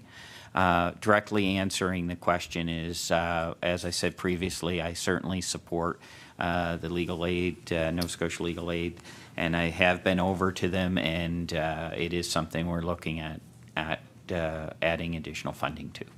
I recognize the same issue, dollar for value, value for dollar. I recognize the Honourable Member for Bedford Basin. So we've also heard directly from Dow Legal Aid about an increase in the number of people that they're actually having to turn away for services for various reasons. Sometimes it's because they make just over the threshold, or it's because they're not able to make the terms of contribution agreements. So, and you can be you can very easily make too much money to get legal aid, very easily. And I do appreciate that they do have the free legal advice for anybody at any hour of day. So if you are arrested, you can get that advice very quickly. But for people who are dealing with substantial issues, who don't have a lot of options, I mean, that really is the thing about not having money, is that you don't have options. And so for folks who are just over the threshold, I'm just wondering what the department is doing to help those people who can't do the contribution agreements and are just making a little bit too much money to be able to get legal aid.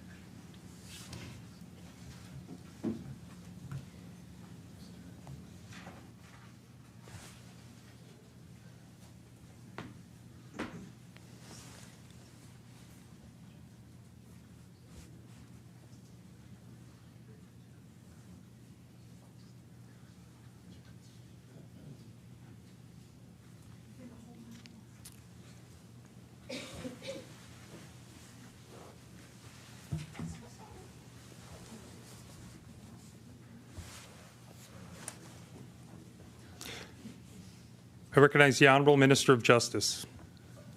Yeah, thank you very much, Mr. Chair, and once again through you to the honourable member. We certainly at DOJ recognize that there are more and more Nova Scotians who are struggling. Times are rough, and we know that. We are looking at trying to review the threshold to see if there's an opportunity there, and we'll continue to look at it as we move forward. So thank you for the comments. I recognize the Honourable Member for Bedford Basin. So, which, and so we're talking about money here. The decision to freeze income assistance rates has a number of implications above and beyond, you can't buy food, etc. But for some, it actually is an issue of access to justice. So while income assistance clients do qualify for legal aid, it can be part of the qualification process. Has there been any conversation at all at the ministerial level about the impact of not raising the income assistance threshold, which again would maybe give more people the opportunity to actually have access to legal services? So, and just for, I'm not explaining this very well, but the tables used for eligibility at Nova Scotia legal aid mean you have to earn less than $1,067 a month to qualify as a single person. So basically $12,000 a year.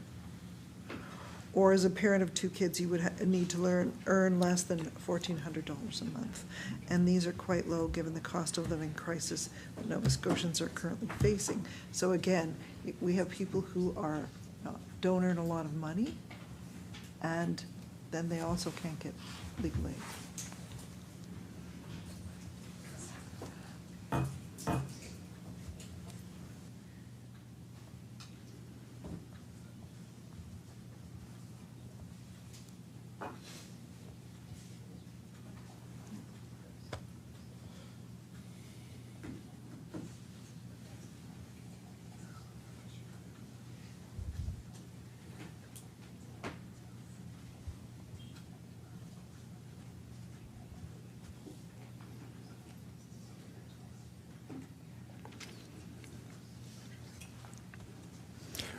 I recognize the Honourable Minister of Justice.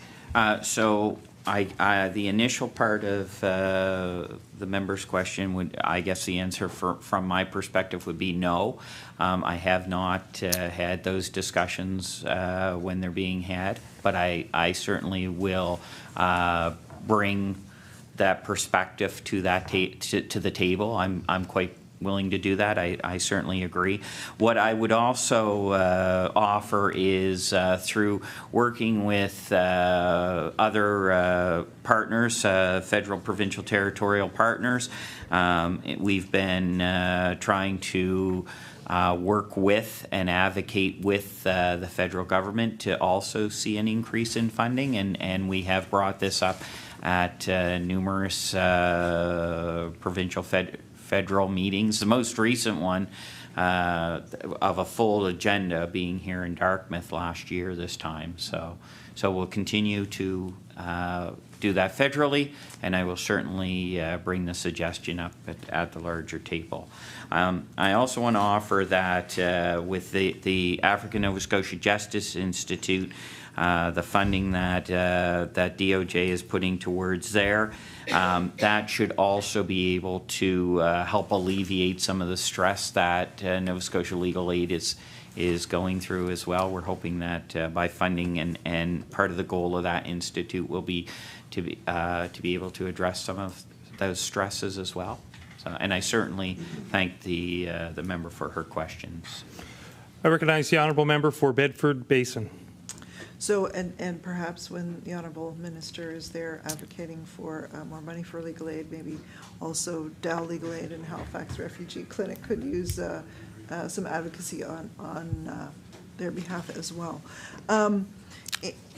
I'm just going to quickly, because I think we're close to the, I have like 2 minutes. So when Nova Scotia Legal Aid is conflicted out of a file or at capacity, they have to issue a legal aid certificate for a criminal or family client can take to a private bar lawyer, but tariff rates have been frozen since 2014. They start at $70 an hour, which is very low for a lawyer, and max out at $95 an hour, and that's for, you know, a very experienced lawyer working on a homicide, is my understanding. And I think they have to have like over 10 years of experience. Order. So, that concludes time for the official opposition. I recognize the brief. We'll have a brief recess. 30 seconds. We're now in recess. Thank you.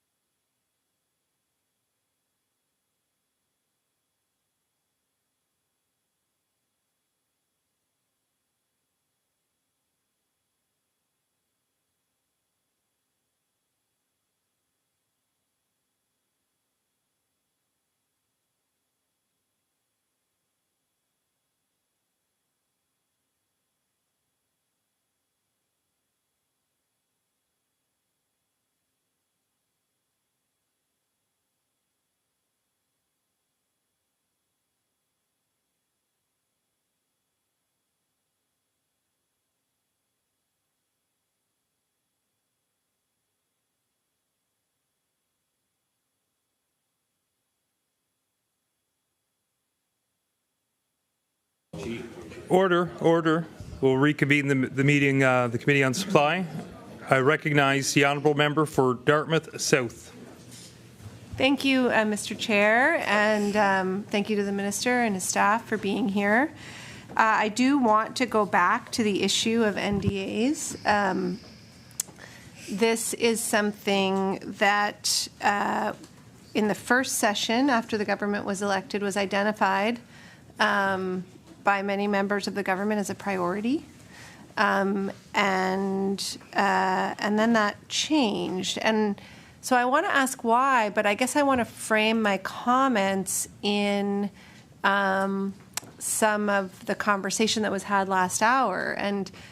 And one of the pieces is that there, in the bill that we put forward, which doesn't have to be the way that the government deals with it, but is the model legislation and what's in place in Prince Edward Island, there is the opportunity for confidentiality. Yes, contract law is complex. Also, the law tends to be can be a very misogynistic instrument. And I think that the misuse of non-disclosure agreements, which have a very valid and useful original use, which is to protect trade secrets, but the misuse of that instrument to silence women is, I think, now widely accepted, even much more so than it was a year ago, as completely inappropriate. And so I kind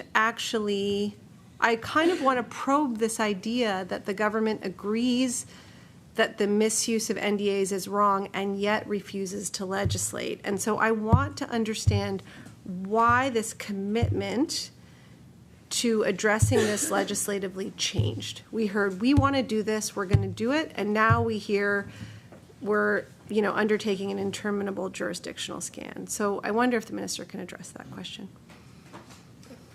I recognize the Honourable Minister of Justice.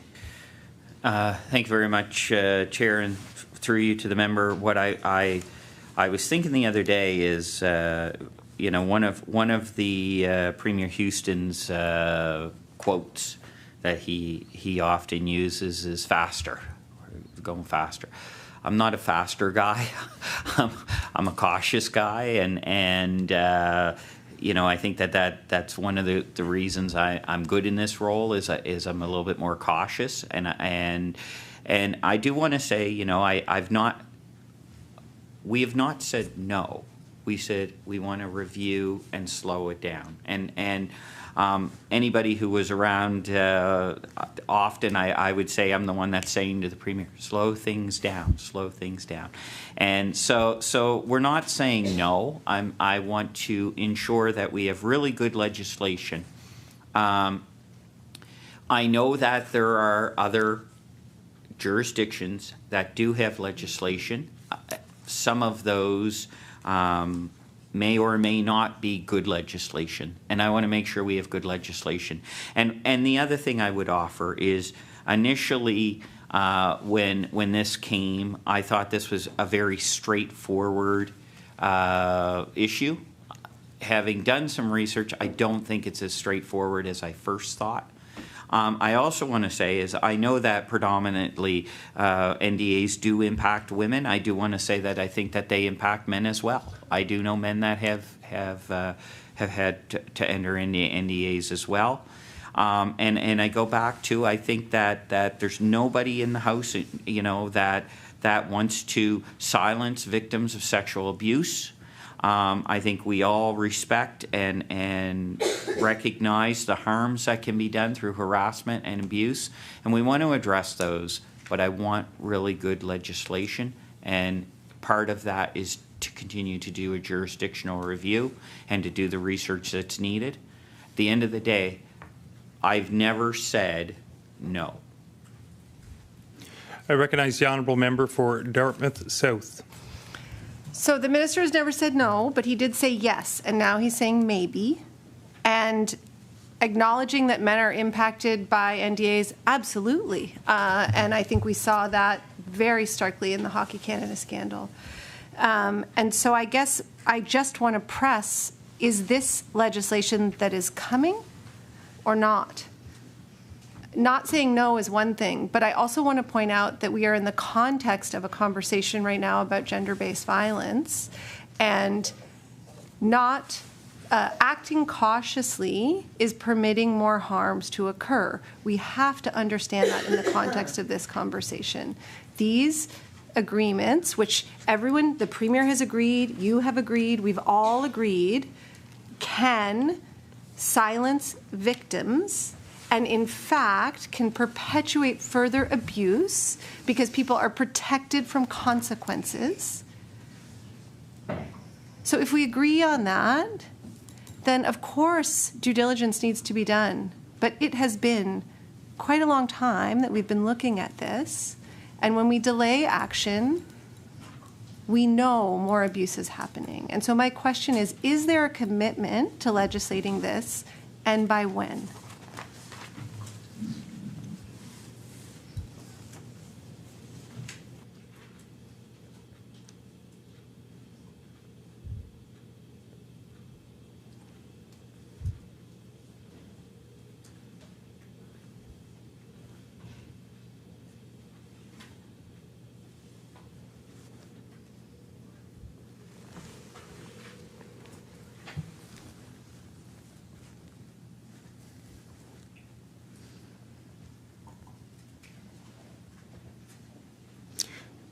I recognize the Honourable Minister of Justice. Thank you, Chair. And I guess what I would say is I understand and I hear what the member is saying. I am not at a point in time yet to make a decision on this one way or another. I do know that there are other jurisdictions across Canada who are also seem to be in the same place that Nova Scotia is, where they're continuing to do research and review and haven't made commitments one way or another. And so I think that we have expanded. Recently, I've given the direction to expand the review, expand and look at other jurisdictions and other places other than Canada, because currently PEI is the only jurisdiction and it's never been really used in PEI that we know of. So I want to see what the broader implications are. We have expanded that review and we'll continue to look at it, and that's all I can add right now. I recognize the Honourable Member for Dartmouth South. Okay, well, I'd like to dig into this jurisdictional scan then. If first of all, the legislation being enacted in Prince Edward Island means that it is being used. It means that perpetrators of harm know that they cannot be shielded from perpetuating that harm through a non-disclosure agreement because it is illegal. So whether and when that law will be tested, just because it hasn't, been tested in a case does not mean that it is not functioning. And it's a real head scratcher to me. I have an understanding of what jurisdictional review means. It means you check out what the other jurisdictions are doing, you look at it, you study it, and then you decide whether or not you're going to do it. And what I'm hearing here is we're going to, because more jurisdictions are doing this, the review is going to take longer, which to me is like an absurdity, because presumably if more places are legislating this, then de facto it makes more sense for us to do it. So I wonder if you could comment on that. Is a jurisdictional review a never-ending research project? Like, what are the parameters, and when does a decision get made? I recognize the Honourable Minister of Justice.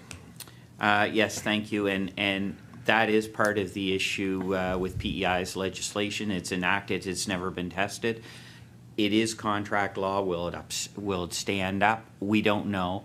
Do we expect to see some kind of a result from PEI that we can base a decision on anytime soon? Probably not. It's less than a year that legislation's been enacted. Thereby, we've expanded our research and our review to see where else, if it's been tested, and where else it might be. I recognize the Honourable Member for Dartmouth South. So there's some dissonance going on with this government because we hear all the time about the need to act faster, and the minister addressed this in his remarks. He's not a fast guy. That's okay. But we need to act faster. And so when we talk about that in the context of healthcare, it's we need to act faster. We need to act faster because we need to address people's healthcare needs. I have never once heard we need to act faster as long as the thing that we're going to act on has already been tested in 27 other places and we know that it's okay. We do it because we think it's going to work. We've done the due diligence and speed is required. And I would argue that the same is true here. And so that leads me to ask the minister, what are we waiting for? Are we waiting for other, more jurisdictions to pass legislation that seems quite frankly like a cowardly approach? Are we waiting for another scandal? Are we waiting, in all the other jurisdictions, including Prince Edward Island, where this was enacted, it was in response to a moral outrage about something terrible that had happened, where NDAs had been used to cover up that terrible tragedy. In PEI, it was widespread abuse at a university. In Ireland, it was, the mothers and babies home. In the United States, it was Harvey Weinstein, and then at Fox, Roger Ailes. All of these well-documented, awful situations of serial abusers and abuse. Are we waiting for that? What are we waiting for?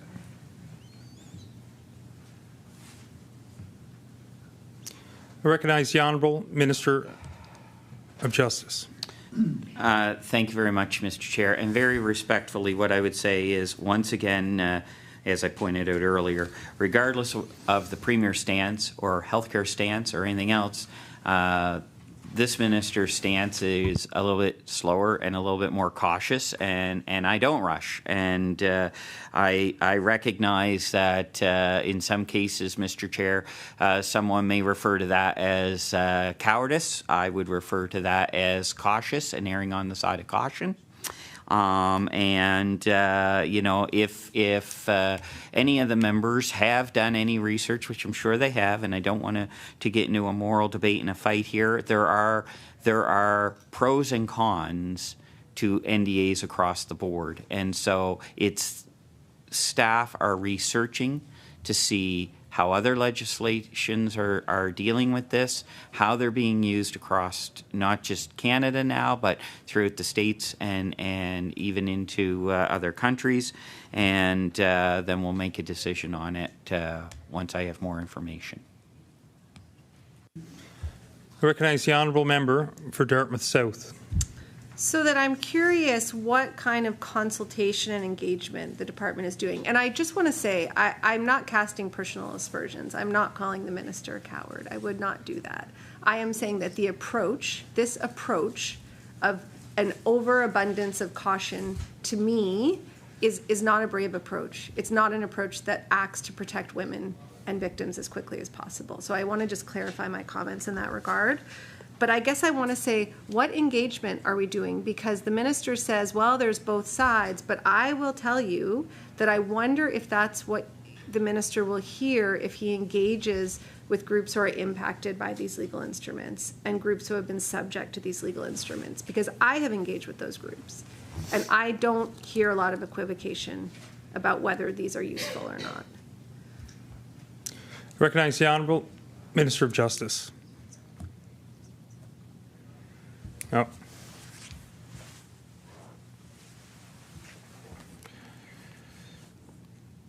I recognize the Honourable Minister of Justice. Thank you very much. I basically have said everything I'm going to offer today in regards to NDAs. Thank you. I recognize the Honourable Member for Dartmouth South. So the minister won't answer the question of whether there's been engagement with stakeholders? I recognize the Honourable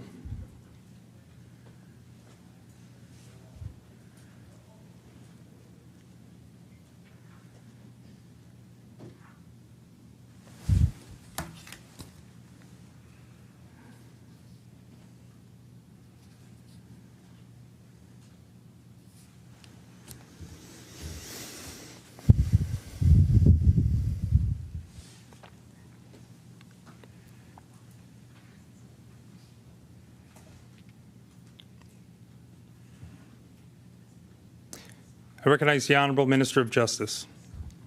So I guess in conclusion, what I would offer is that there is external as well as public information. There are court cases that we're trying to look at, other jurisdictions and looking, and we're trying to engage with colleagues across the country. We did bring this up at when we had our FPT. I have talked with other jurisdictions and other attorney generals, ministers of justice, solicitor generals to see where their stance are, and we'll continue to do that. And I recognize the Honourable Member for Dartmouth South. Thank you. Well, I certainly, if engagement hasn't happened, I hope that it will, because this is a legal instrument that impacts people's lives very directly. And so I would like to encourage that.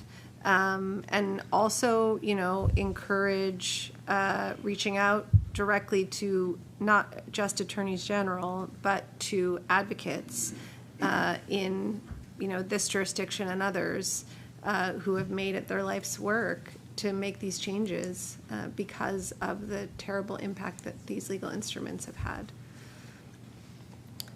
I don't know if the Minister has another comment, otherwise I will switch gears. Okay. So just before I turn it over to my colleague, I do want to mention, because the Minister mentioned in his comments the Mass Casualty Commission, I want to mention the member for Colchester North is here, who I saw this morning in Truro, and acknowledge that this is a really hard day. And so I just want to put that out there. And it's a hard day for a lot of people. But I won't put this question to the Minister because I'm assuming that he won't answer it. But I will say that for years and years, our caucus has been pushing for a public review of policing in Nova Scotia. You know, we have been told time and time again that we need to wait for this report. This report calls for that review, and it is our sincere hope that that is undertaken soon. But with that, I'll thank you for your time, and I'll turn it over to my colleague, Susie. I recognize the Honourable Minister of Justice. Yes, thank you, Mr. Chair. Just before the member leaves, thank you. Thank you, Mr. Chair. I recognize the Honourable Member for Halifax Needham. Thank you, Mr. Chair. I have a few general questions that I'm going to ask. Our caucus was deeply saddened to learn of the recent deaths in the correctional facilities in the province.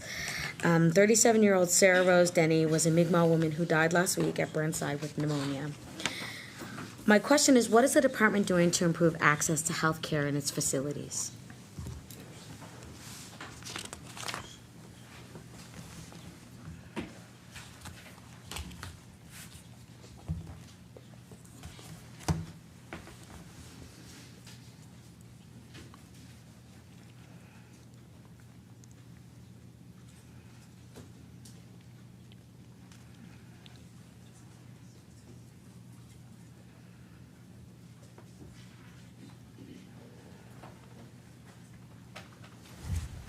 I recognize the Honourable Minister of Justice. So without getting in, I can't really get into the particulars of any, which used to be so frustrating when I was in opposition to hear this, and I'm sorry, but you really can't. I can't get into particulars of any individual cases. I do know there was a inmate who passed away at the Dartmouth General, who was an inmate at the Burnside Correctional Facility. Other than that, I can't get into particulars around individual cases. What I do want to offer, though, is that, of course, at Burnside is the forensic unit that's there, health, and we do work very closely with them.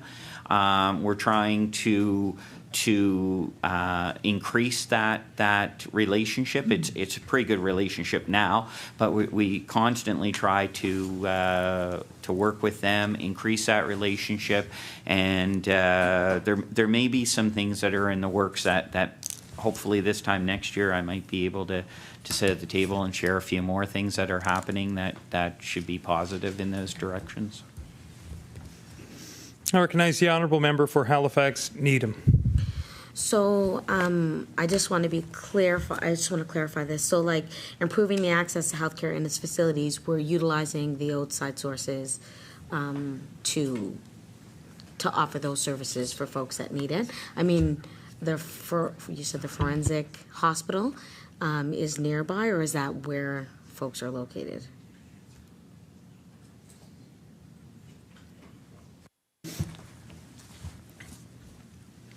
I recognize the Honourable Minister of Justice. Yeah, thank you, Mr. Chair. So one of the benefits that I've had, I've really appreciated being able to go and visit facilities across this province. I've been to all correctional facilities in the province.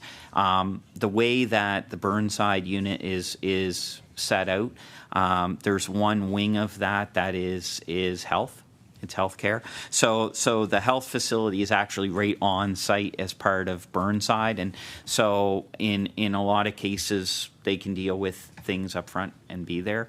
In some more severe cases, they would have to take somebody out of the institution. Yeah. I recognize the honourable member for Halifax Needham. My next question is, racialized people are overrepresented in the justice system. Can the minister please table the most recent update on race-based representation within remand and custody?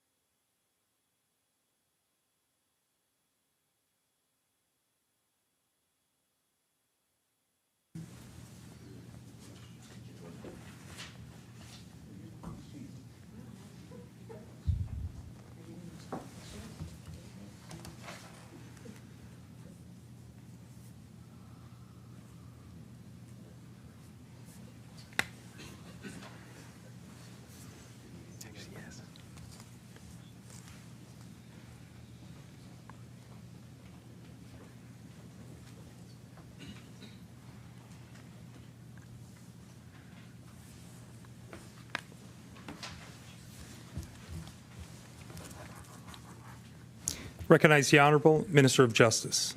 Yes, thank you, Chair, and thank you, through you, to the member. Thank you very much for the question.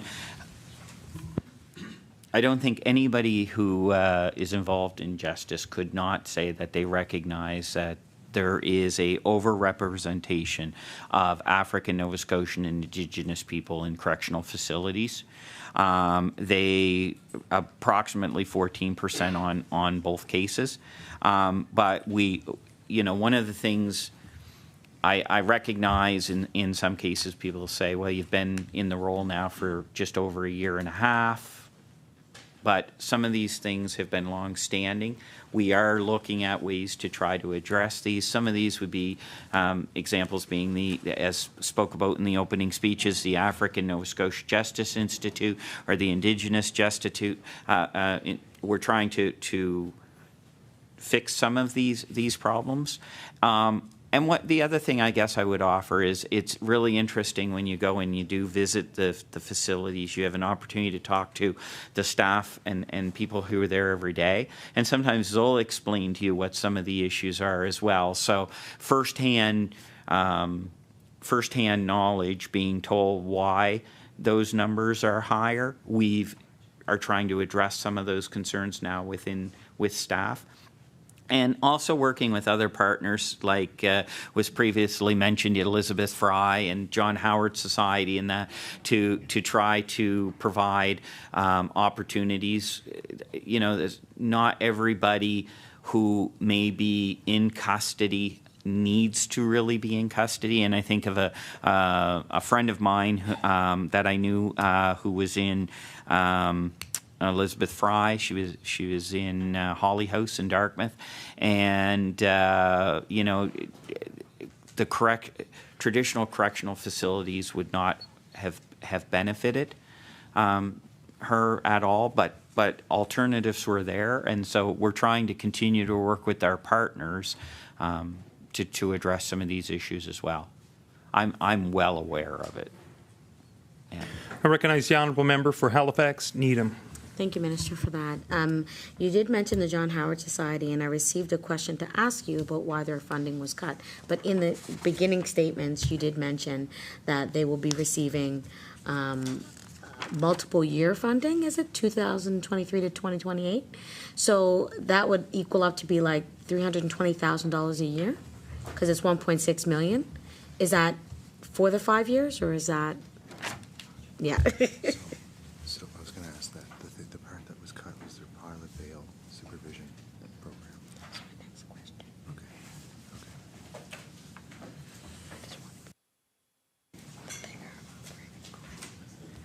Because that was my question.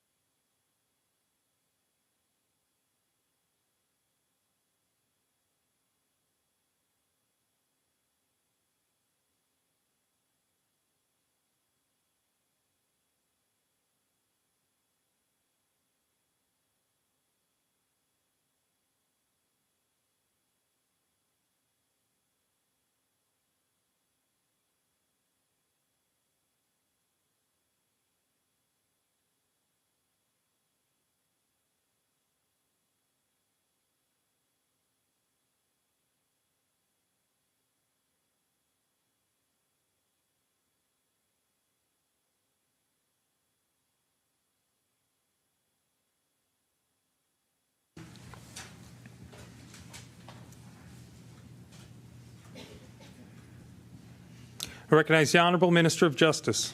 Thank you, Mr. Chair. Yeah, so the answer to the question is 1.6 million over 5 years specific to John Howard. Yeah. I recognize the Honourable member for Halifax Needham.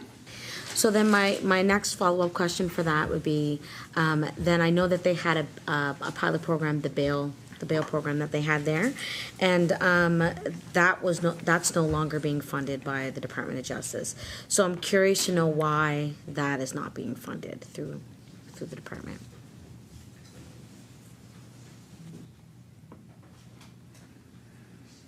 Bail supervision.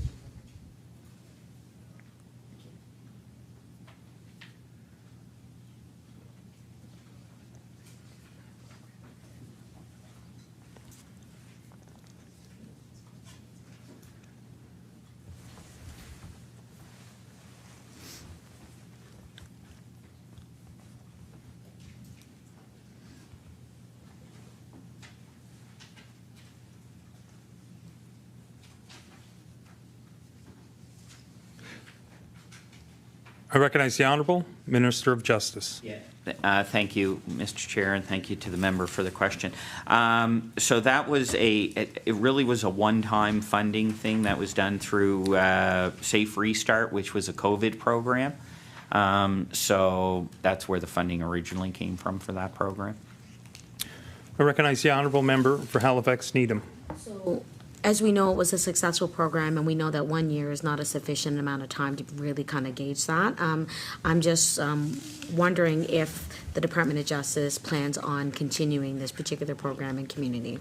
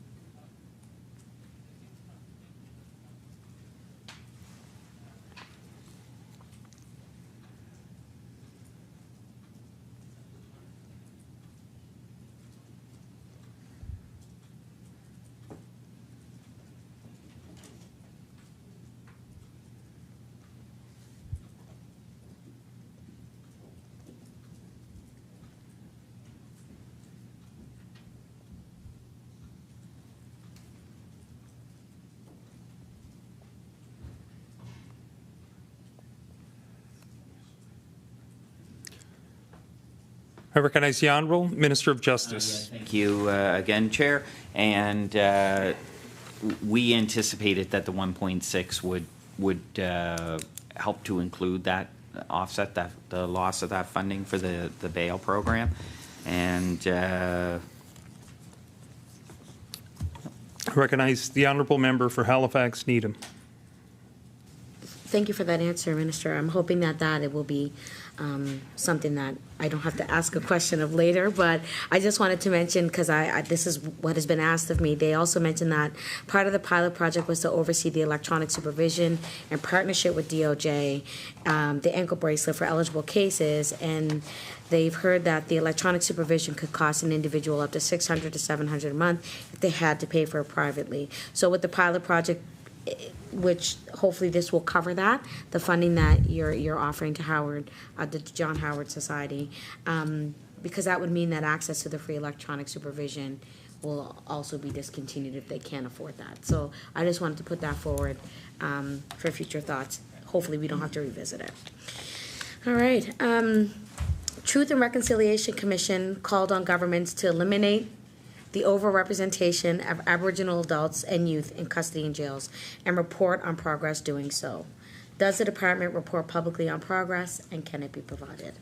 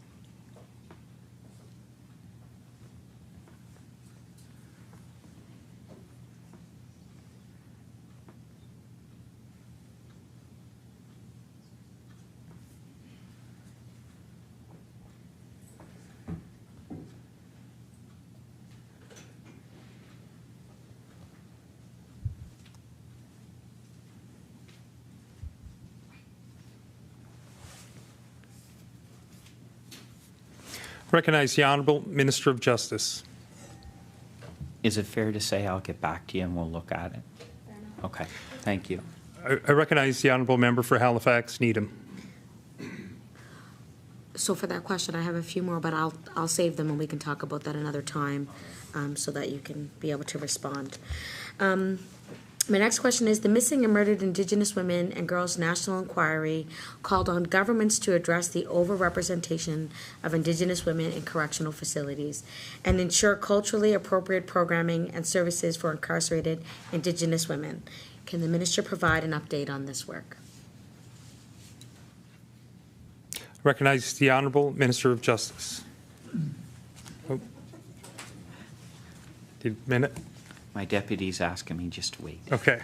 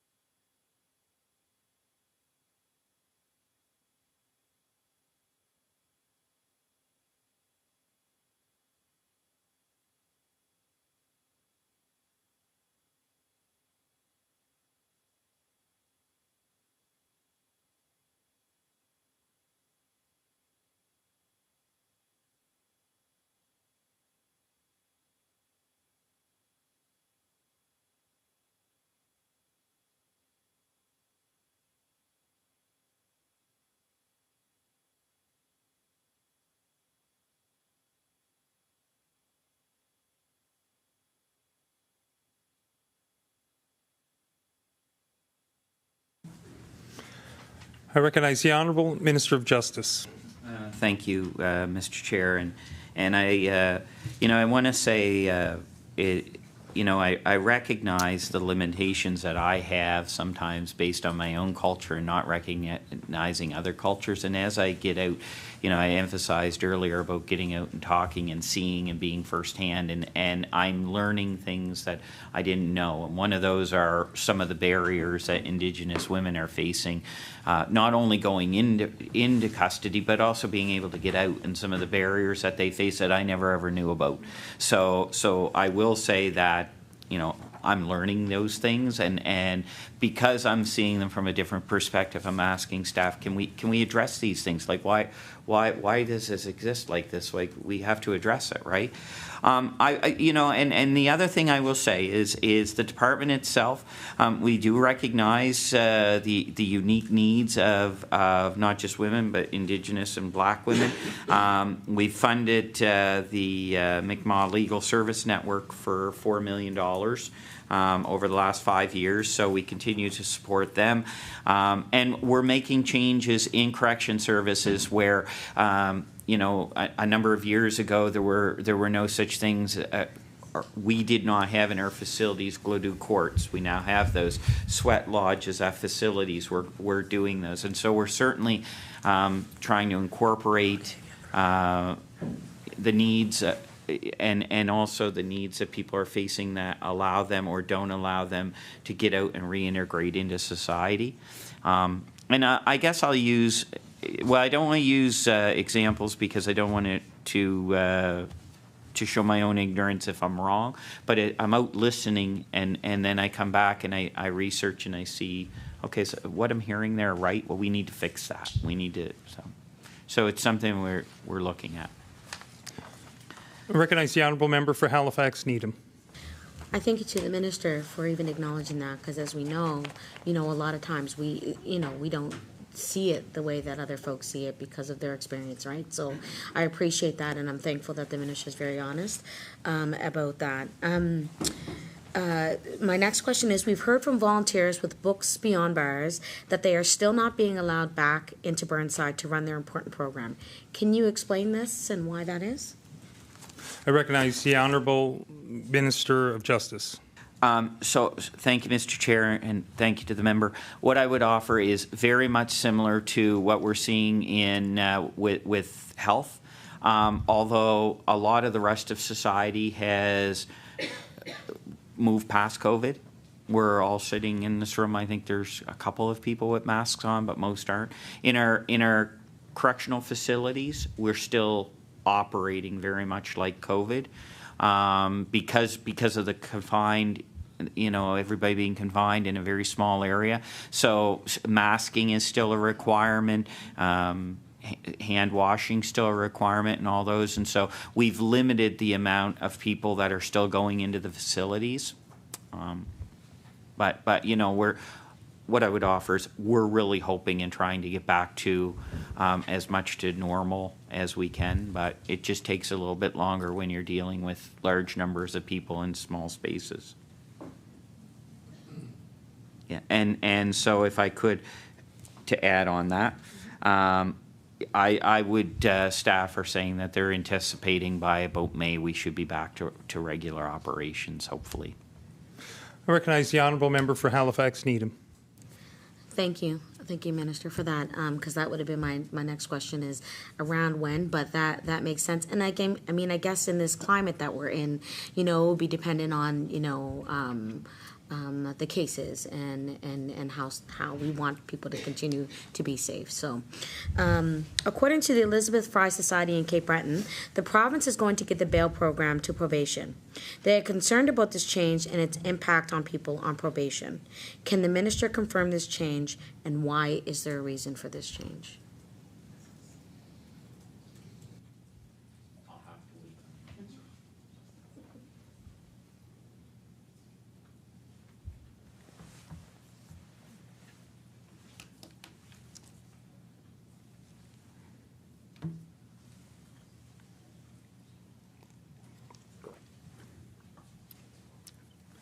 I recognize the Honourable Minister of Justice. So what I'm being told is there's no decision and we don't really know about this. So once again, staff are aware. If maybe I can give that to you at another time. Okay. I recognize the honourable member for Halifax Needham. I'll highlight that so I can make sure you have that information. Another few questions from the E-Fry in Cape Breton. Women in Cape Breton are incarcerated in Burnside, and so after their sentence, they need to get a bus. Release times don't align with bus schedules. Sheriffs used to bring them back and forth, but now they won't. Lawyers and judges are on side and requesting that when these women are released, they be transported back to a court in Cape Breton. Is this being addressed, and how?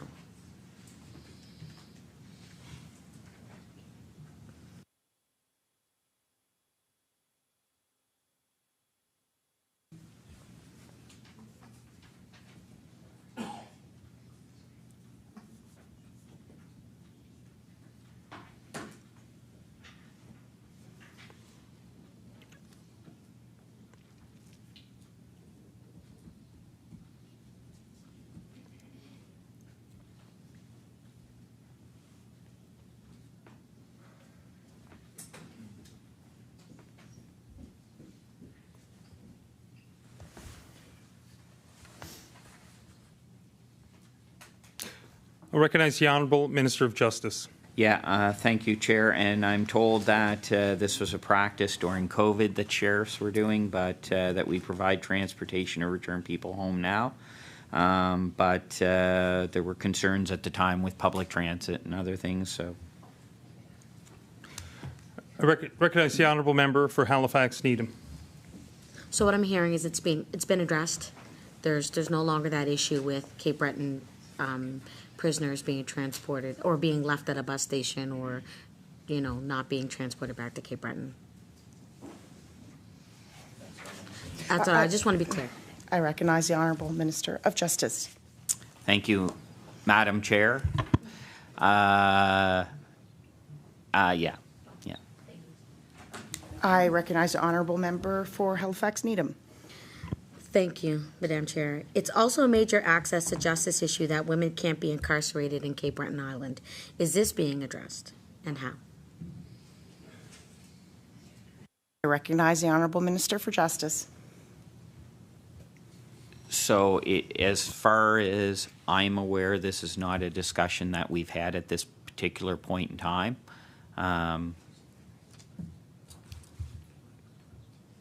I recognize the Honourable Member for Halifax Needham. So I just have, just because I want to be clear on this as well. So there is not a space for women to be incarcerated in Cape Breton Island, or is this that they're only being transported to Halifax?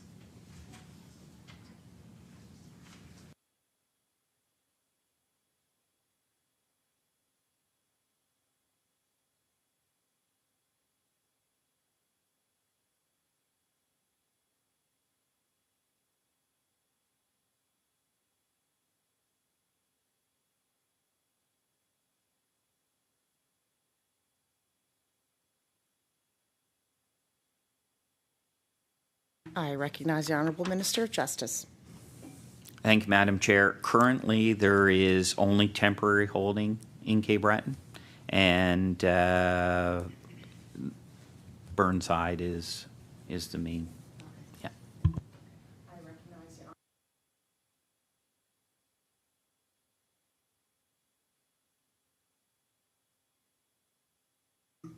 Say it again. I recognize the Honourable Member for Halifax Needham.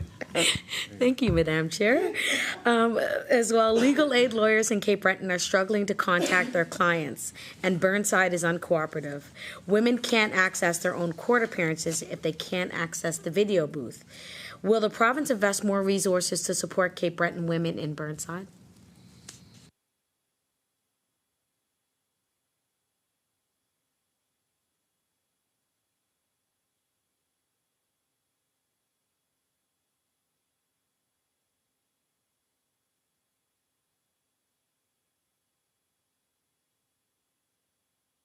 I recognize the Honourable Minister of Justice. Yeah, we're not aware of this complaint. So I think that the resources are there. People are not told that they cannot access their lawyers, and that I'm aware of. And the department has just made some further investitures into technology, as I spoke about earlier, to try to maintain and increase opportunities through teleconferencing and video conferencing. So I recognize the honourable member for Halifax Needham. Thank you, Madam Chair, and I'm glad to hear that. This is what's been said, and I just want you to know so that if this does come up, or maybe you can look into it, maybe this is something that's only happening infrequently, but it's still on the radar, right? Cape Bretoners don't have the same access to justice as mainlanders. According to the EFRI Cape Breton, a root problem is that women are being taken off the island when they haven't been convicted of a crime. Ideally, there would be small facilities across the province so folks don't have to migrate to Halifax. They are asking for beds to be disseminated to new women or gender diverse facilities. The blueprint for change was a model to correct this, but it hasn't happened. Is there funding in the budget to address this, and how much?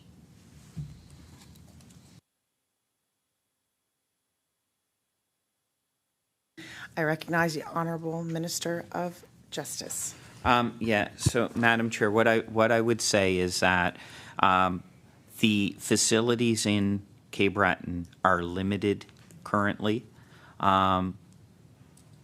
We're reviewing how to address some issues, but the facility in Cape Breton is an older facility, and so there's challenges because of that facility as well. I recognize the honourable member for Halifax Needham. Thank you, Madam Chair. So, and another question. I understand that Nova Scotia Health is responsible for health care provision in correctional facilities. Is the Minister aware of increases in the budget for primary care and wellness supports for inmates? I recognize the Honourable Minister for Justice. Thank you, Madam Chair. That is probably something that has to be asked to Health, yeah. I recognize the honourable member for Halifax Needham. I mean, because we hear too often of poor health outcomes of incarcerated people. One recent example is someone who contracted meningitis in Burnside and didn't receive adequate early care. They ended up with worse outcomes than they should have because it took too long for them to be seen. What is being done to avoid these types of situations? I recognize the Honourable Minister of Justice. As I said, some of these would have to go would have to be questions to Health. What I will say is, especially with Burnside, because it is so integrated with the Health unit, when we have issues, inmates typically get seen relatively quickly because the unit's right there. So, I recognize the Honourable Member for Halifax Needham. Thank you, Madam Chair. Earlier this week, at a public meeting of the Public Accounts Committee, one of the issues raised was the freezing of fees for certificate legal aid lawyers. These amounts have not been increased since 2014, and I think my colleague mentioned the same thing. The Minister indicated that a working group was currently looking into this issue. Is there participation from the legal aid community certificate lawyers in this group, and how long has this working group been looking at this issue?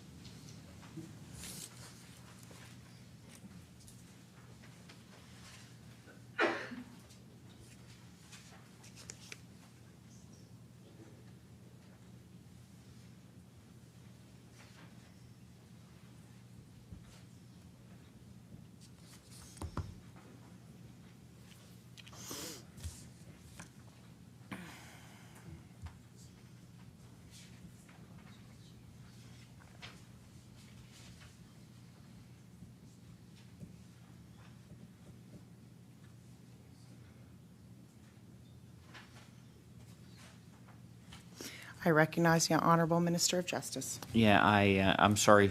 Just for clarity, would the member reread the comment or the question? I'm sorry. I recognize the Honourable Member for Halifax Needham with a reminder that her time ends at 6:34. Oh, Thank you, Madam Chair. Earlier this week, the meeting of Public Accounts Committee, one of the issues raised was the freezing of the fees for certificate legal aid lawyers. These amounts have not been increased since 2014, and the minister indicated that a working group was currently looking into this issue. Is there participation from legal aid community and certificate lawyers in this group? And how long has this working group been looking into this issue?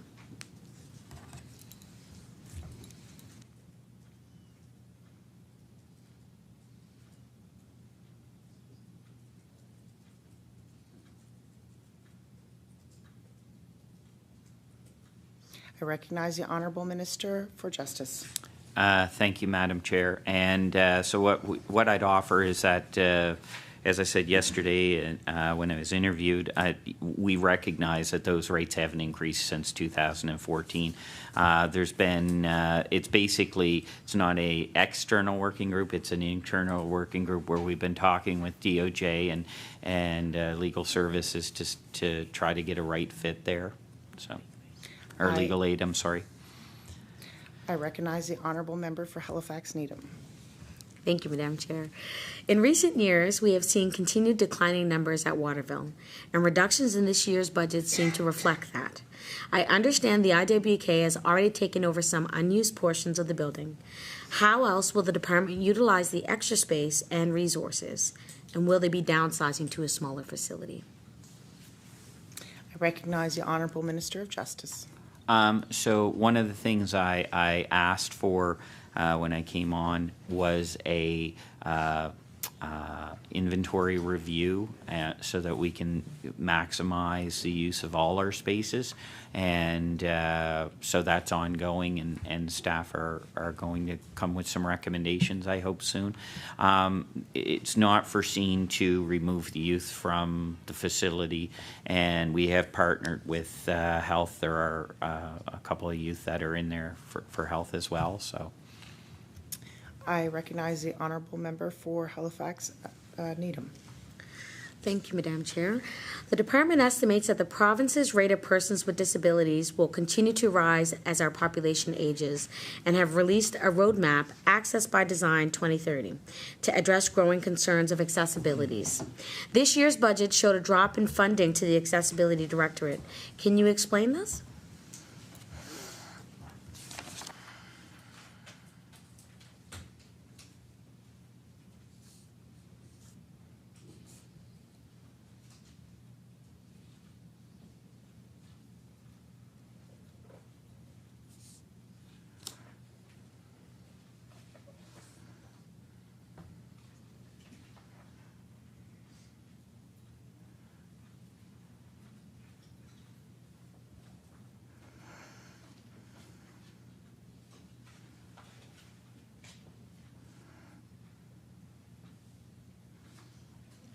I recognize the Honourable Minister for Justice. Yeah, thank you, Madam Chair. And I do want to take the opportunity to recognize our director there, Dawn Stegan, who's with the Accessibility Advisory, and she's here today. They do great work. And you know, the amount of work that has come forward from that is just incredible. What I would offer is that it was one-time funding, and some of that work's already been done, so there was a decrease this year. I recognize the Honourable Member for Halifax Needham with a reminder of 4 minutes left. Thank you. Can you provide an update on the uptake progress in Access by Design 2030's actions, and will progress be regularly tracked and reported to the public? I recognize the Honourable Minister of Justice.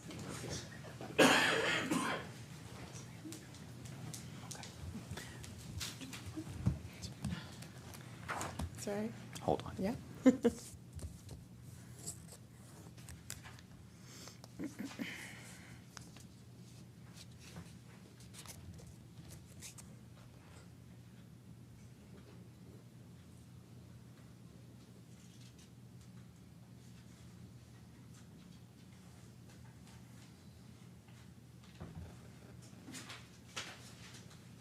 Susie, are you going to need a second day?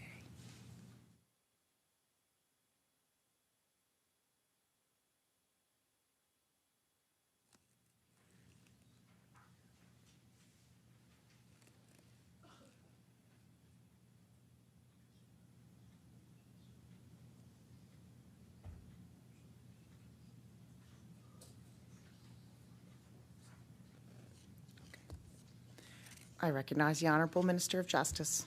Thank you, Madam Chair, and I've been there. I hate when people eat your time, and I'm sorry. I do believe that we just submitted the plan in December. So the plan was just submitted with the speaker in December. So a lot of those questions are in that annual or in that plan. So you may want to. I recognize the Honourable Member for Halifax Needham.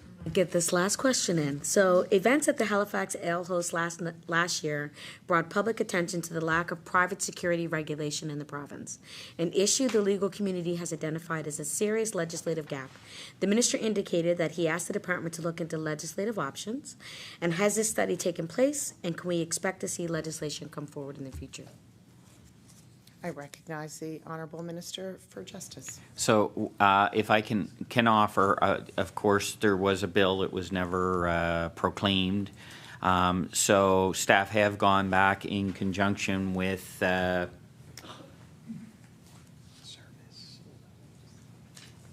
And tell you the department in a second. I can never remember the names. Thank you. So, you know, fundamentally what I do want to say is I recognize the families that were impacted by that, and, you know, our thoughts are certainly with them. We've been working with alcohol and gaming. So we've been working with alcohol and gaming to review the legislation to see whether or not it's still relevant, and if there may be some ways to whether or not we proclaim it, if there's some other way that may work better with that. So we have been working and doing a review of the Security and Investigation Service Act, and we'll probably be coming forward. We're very close to coming forward with some recommendations. Yeah. I recognize the Honourable Member for Halifax Needham with 13 seconds. Got it. Thank you, Madam Chair. I just want to say thank you so much for responding, and as well for the folks that are in your department. I know that they do a lot of hard work, and I appreciate that. Thank you. I order, but I recognize the Honourable Minister of Justice. Yes, Madam Chair, thank you. Just before MLA Hanson leaves, thank you. Yeah, thank you as well. I recognize the Honourable Member for Timberley Prospect. Thank you, Madam Chair. And I was listening to the discussion around bail, and I wanted to revisit that while it's top of mind, because I was made aware as well of the cut to the John Howard Society.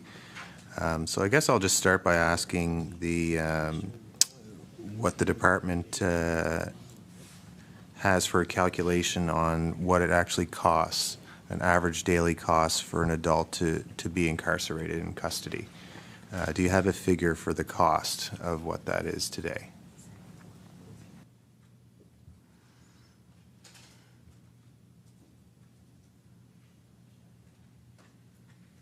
I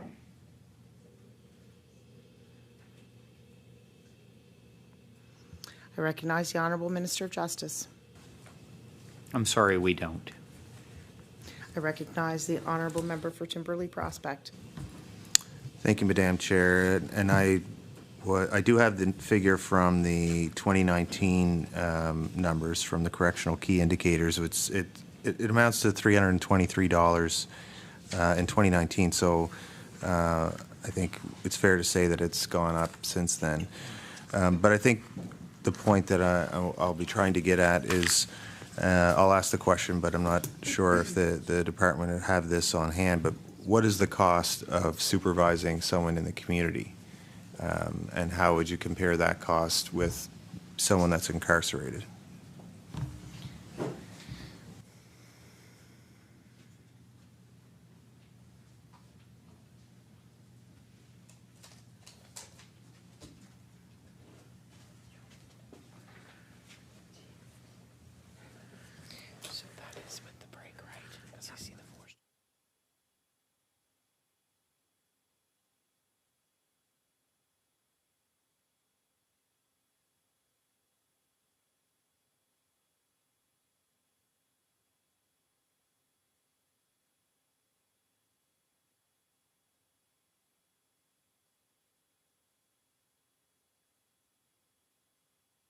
I recognize the Honourable Minister of Justice. Yeah, thank you, Madam Chair. And we don't have the specific number, but you know, I think staff, myself, would agree that's significantly less. What I would say is I think that there is there's also other factors at play other than just the dollar. There, you know, that there's to have somebody, if we can have somebody transitioning back into society in some cases. I used earlier a friend of mine who I knew who was at Holly House. If she had been housed in a correctional facility, she may not have had the same outcome. Like now, people have looked at her to be a model of how Holly Houses work to help, and so sometimes I think there's more at play than just the dollar value as well. That we try to look at the social impacts as well. And I recognize the Honourable Member for Timberley Prospect. Thank you, Madam Chair, and so I appreciate that there's a recognition that from a cost perspective it is better, and even from a social perspective, and I think you've said something similar, that we should be trying to find ways beyond just keeping people in a corrections facility, if there is a way to do that, because of the impacts. The John Howard Society had a successful program by all accounts, unless correct me if I'm wrong, if there's some something about it that the department does not like, but the bail supervision program is shutting down because of this. That's what the corrections had advised them. It wasn't about trying to find money within, because I know Treasury Board does that sometimes. I sat on Treasury Board for years.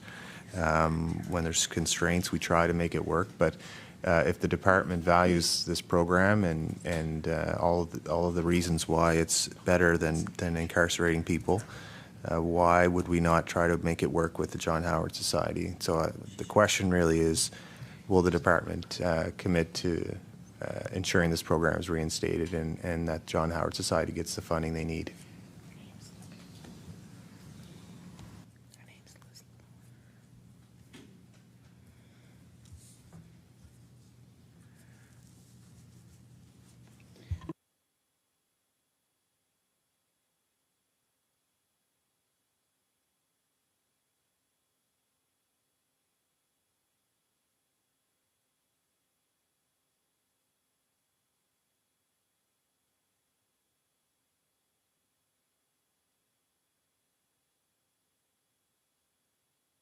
I recognize the Honourable Minister of Justice.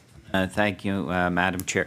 I always hate when I'm asked if I'll commit to doing anything. I just wish you'd commit me to go look at it, okay? That I can do for you, but commit to, you know, it's hard when you in all fairness, the honourable member has been there too. When somebody asks you to commit to things, but you know, we have looked at it. I want to reiterate that there was $1.6 million that was provided supportive housing, and you know, it was intended that there would be a bail component and other wraparound services included with that funding. As I said earlier, I'll say again, is that the bail supervision, that funding really was a one-time thing. So what I'm willing to commit to is to go and have a further discussion with staff on this issue, if that's okay. Okay. I recognize the Honourable Member for Timberley Prospect. Thank you, Madam Chair, and definitely appreciate that genuine feedback, I think. I'll go back to that point that I made, and this is the second time from estimates last year around Section 496, and we've had the discussion back and forth about independence and the Minister of Justice role overseeing the public prosecution. But I do want to see if I can find out any more on the data that the Section 496 is being used, because it was provided last year that it was used 12 times between the years, I think it was 2019 to 2021. I don't have it directly in front of me from my questioning last year.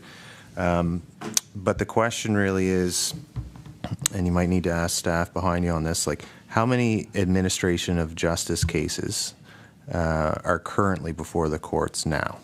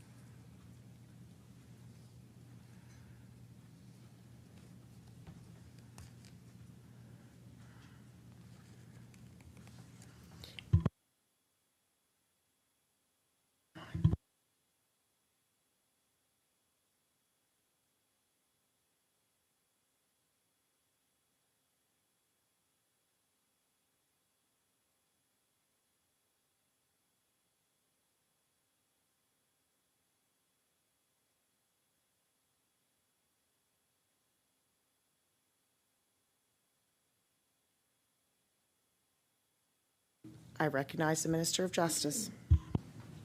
We're not ready yet. Madam Chair, I don't have that number with me, and I know that staff are feverishly looking. We don't have that information right now. I can certainly commit to getting it for you. I will certainly get that for the honourable member. I recognize the honourable member for Timberlea Prospect. Thank you, Madam Chair. And I guess I'm trying to be constructively partisan, but I think really what I'm trying to do is looking at the Jordan numbers that we discussed, 1,230 last year, 1,400 when it was checked in September. We're up to 1,500 in some now, beyond the threshold. There's a lot of nonviolent breaches, I think, that are before the courts that could be looked at, and all the tools utilized within the Crown. And that relates to the prosecution, that relates to needing a director, that relates to needing a director that's culturally competent in the role. And so I think the Minister knows where I'm coming from in this and trying to be helpful. So I would ask that to the extent that he can, respecting the independence, that the Section 496 of the Criminal Code be looked at, because it only has been used, in my non-expert opinion, but from what I'm told, when it's only used a handful of times, and there's that many cases before the courts, then it seems to me it'd be something that the Minister should consider discussing with the prosecution staff that he has. Yeah. Shifting gears a little bit here to corrections, we've heard about the Central Nova Correctional Facility and the conditions there, from both the people inside and the employees. And we hear that there's very little counseling support available, and that the facility is more of a retributive facility rather than a rehabilitative environment. So I want to ask the Minister if he can elucidate on any efforts that may have been made since he's been in this role to improve conditions at our largest incarceration facility in the province, which is Central Nova Correction Facility.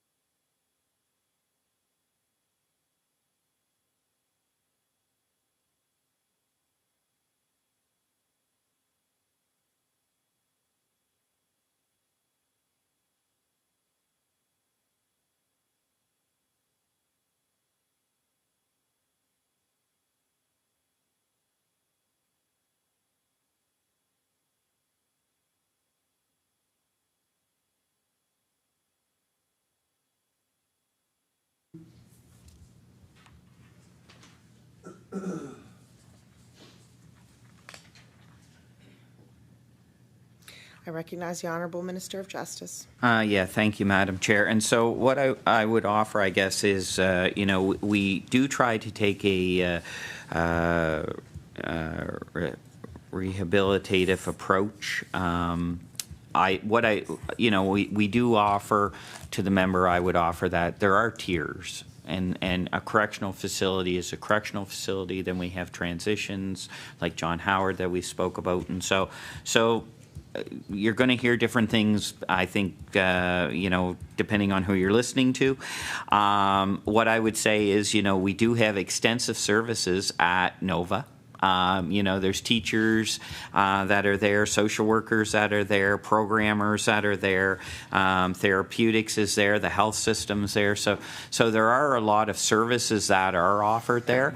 And as I said previously, we are still in COVID mode in our correctional facilities where, I don't know if you were here when I said it or when we discussed it earlier, but we're hoping that by May that we're not going to be in that mode. But if you go visit the prison, you're still restricted around certain things, and that's because of the number of people in confined quarters, right? So I don't know if that helped, answered everything, or thank you. I recognize the Honourable Member for Timberley Prospect. Thank you, Madam Chair. I'm wondering, so we're hearing about staffing shortages there that can lead to issues with inmates, and so excessive turnover perhaps, and that could be a snowballing impact if you're continuously short-staffed. I'm wondering if the minister can share how many staffing vacancies currently exist at the facility, and if he does have any information relative to the turnover rate there.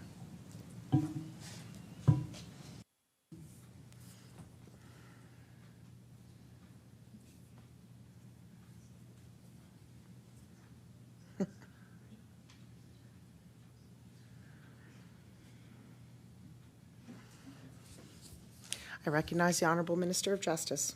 Yeah, thank you, Madam Chair. So before I give you the answer, let me write it down so I don't forget it. What I'll say is I think that one thing I've discovered throughout justice, not just in regards to the correctional facilities, but of course sometimes getting staff, whether it be for policing, whether it be for corrections, whether it be for, we are in a time where it's challenging sometimes to get staff to do things, whether it be sheriffs and courts, and we hear that all the time. We constantly recruit, we've actually just recently started a pilot project with community college where we're actually training people to go into corrections. As it stands right now, we have no vacancies. I recognize the Honourable Member for Timberley Prospect. Thanks, Madam Chair. Is there anyone off on physical injury incidents or stress or mental health leave at that facility? Yes. I recognize the Honourable Minister of Justice. Thank you, Madam. Yes. I recognize the Honourable Member for Timberley Prospect. Is there a number that you can give, the number of people that would be off on stress leave, mental health, or other health-related issues?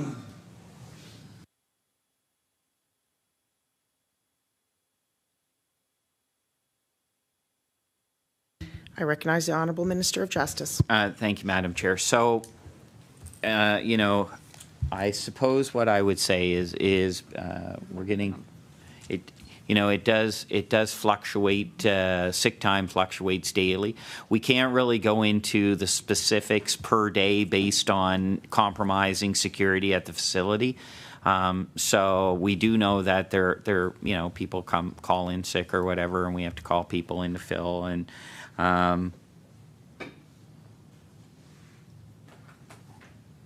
so that's what I would offer right now. But we have no permanent vacancies there.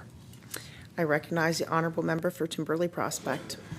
Thank you. Is there any measures taken to ensure staff are culturally competent at the facility and diversity training? So there's an example that we've heard about where individuals have been denied specific combs for their hair type due to a fear that it could be turned into contraband, for example. So I'm wondering if there's steps being taken to improve that at the facility for staff.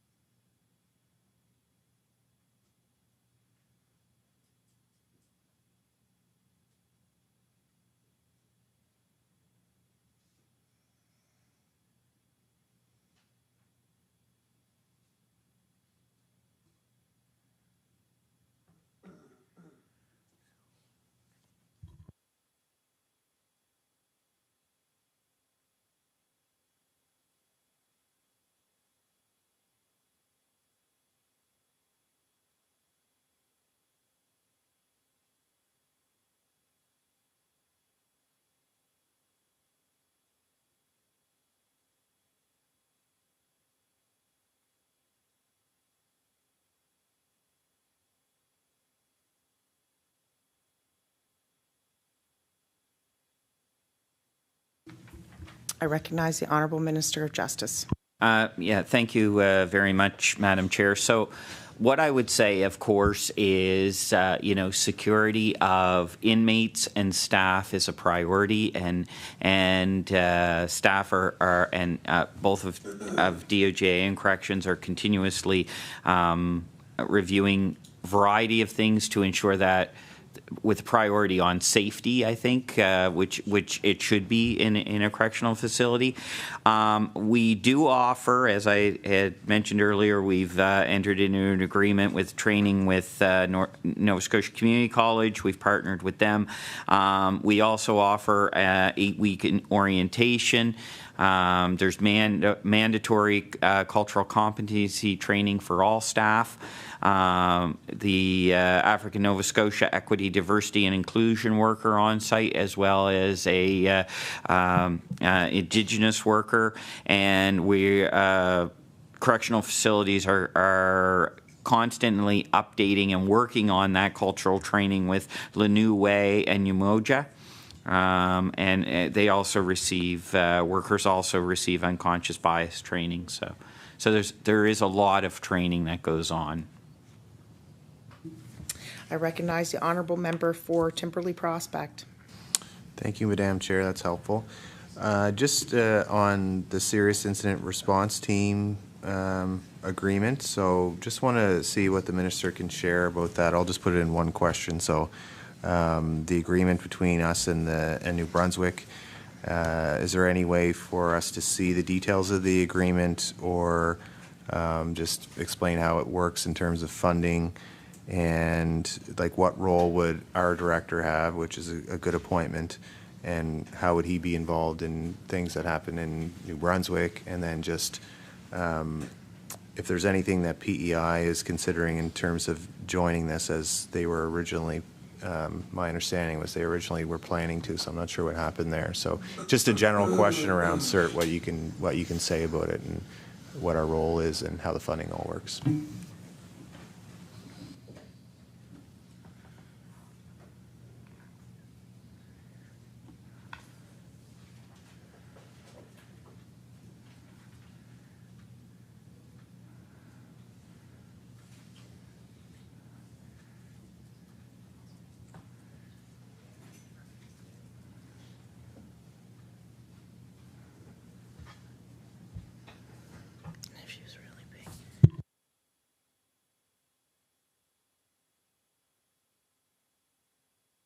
I recognize the Minister of Justice. Yeah, thank you, Madam Chair. So this is, I think that this is it's a model of, in my opinion, of where we need to be going with certain services that this province offers. And this is one of the first of its kind that I'm aware of where we've actually entered into this partnership with an additional province. The member is correct. Originally, we were looking at doing a maritime cert. That idea has not gone away.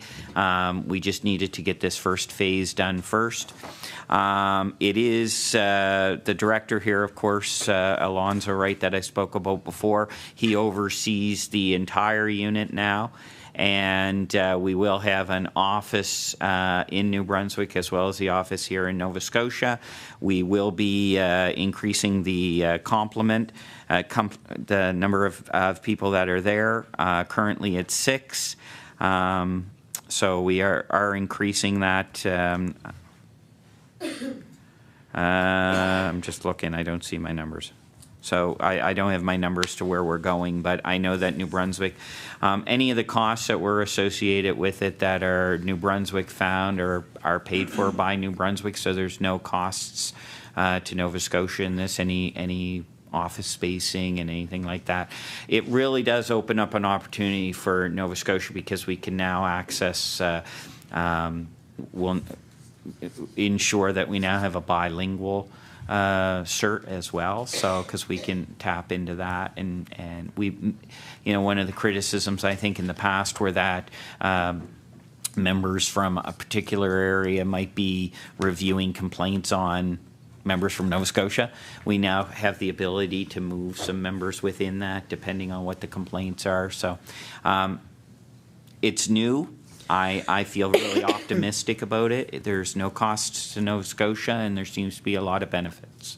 So, I recognize the honourable member for Timberlea Prospect. Thank you, Madam Chair.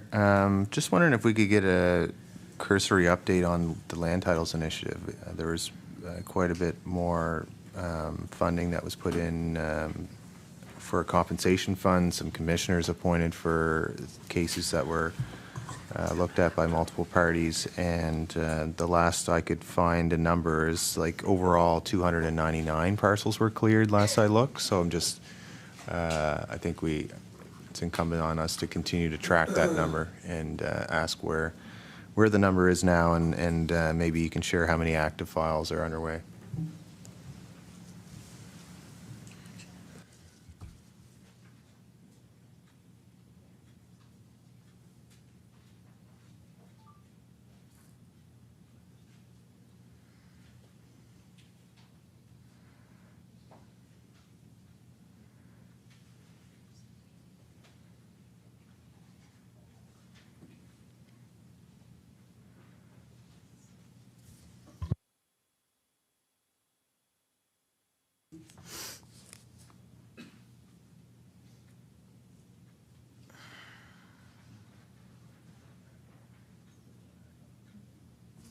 I recognize the Honourable Minister of Justice.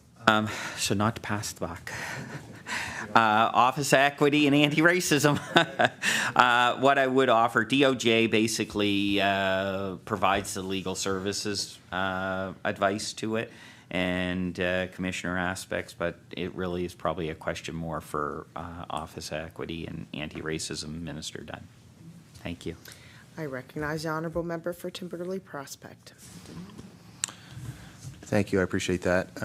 So just recently there was a Canadian Black Justice Strategy announced by the federal government. So I just want to ask the minister if he could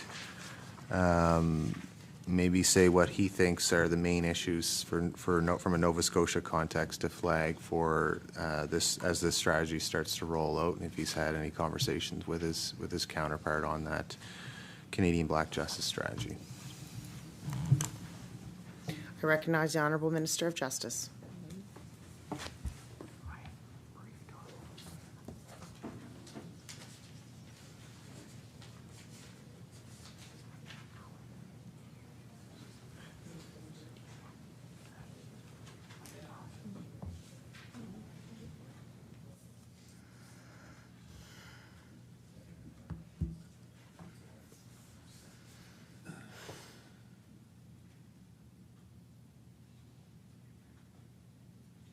I recognize the Honourable Minister of Justice. Just curious, time on not rushing. Just curious on the time. So we still have 30 minutes for the Liberals and the 10 minutes for the NDP. The hard stop time is 7:44 and still in discussion with the official opposition on the ending. Okay. Just two things, Madam Chair. When there's the appropriate time, if you could let me know, because I'd like to step out for a moment. And yeah, it's switch time if we could. I just need a washroom break. And also if we can ensure that 100 years from now when they look back onto that. No. And also I want to make sure that I have time for closing. I don't know if I'm coming back or if today's the one day, so I just want to ensure I have those times as well. I recognize the Honourable Member for Timberley Prospect. Yeah, I'll make this easy because I was going to share my time with my friends at the NDP, so I'll just conclude now, and they can finish up with my remaining time, and then you can do your closing. We don't plan to bring you back for another day anyway. Perfect. We will take a 4-minute recess so you can. And after I recognize the Honourable Minister of Justice, he does this. I recognize the Honourable Minister of Justice. Yeah, through you, Madam Chair. Thank you very much to the member.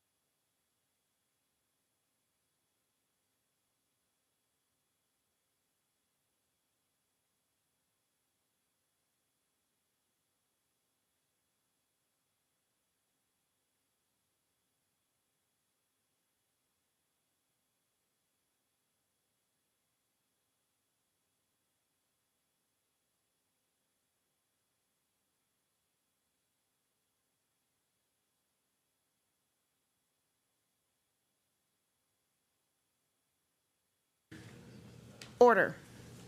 Ended up being 6.5 minutes, but here we go. I recognize the honourable member for Halifax-Chebucto. Thank you, Madam Chair. I'd like to go back for a couple of moments where we left off when my friend, the member for Halifax-Needham, was asking about the Security Investigative Services Act, the act which had not been proclaimed. I think it was from 2010. And I'll say the reason I'm asking about this is that the recent case having to do with the alehouse, etc., brought into public view the fact that the provisions of that law had never, in fact, been in force. And this was particularly upsetting to the family of the individual who had lost his life in an incident prior to the bringing forward of the Security Investigative Services Act. They had very understandably felt some ease in their minds when that act was brought into force, and I think it naturally created a feeling for the family that the tragedy they had been through, some good had issued from it. So it was very upsetting to them recently to learn that, in fact, the set of regulations around bars, bouncers, training regulations, and so on that had been in that Security Investigative Services Act all these years since 2010 had never been enforced.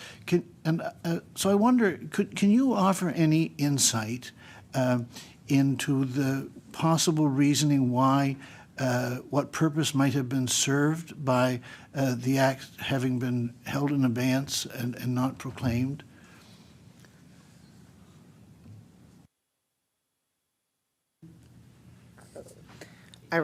I recognize the Honourable Minister of Justice.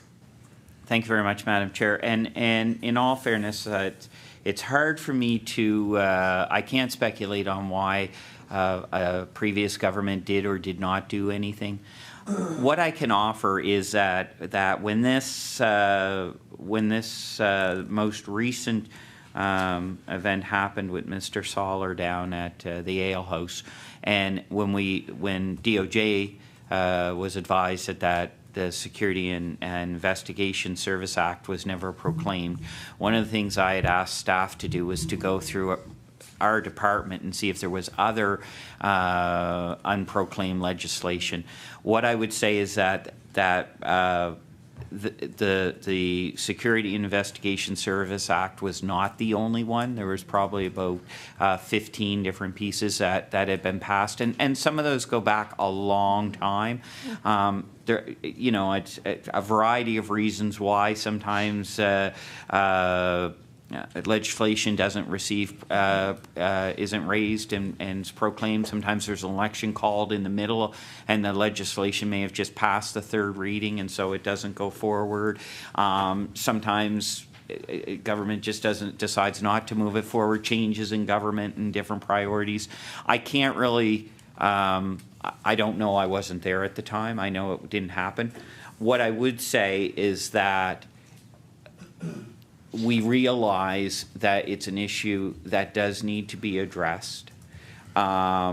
We feel that I can't speak specifically to the piece of legislation of the Security Investigation Service Act, but we do know that something has to be done. It highlighted that it was never enacted, and we are working in conjunction with Alcohol and Gaming to see what is the best fit today and 10 years later.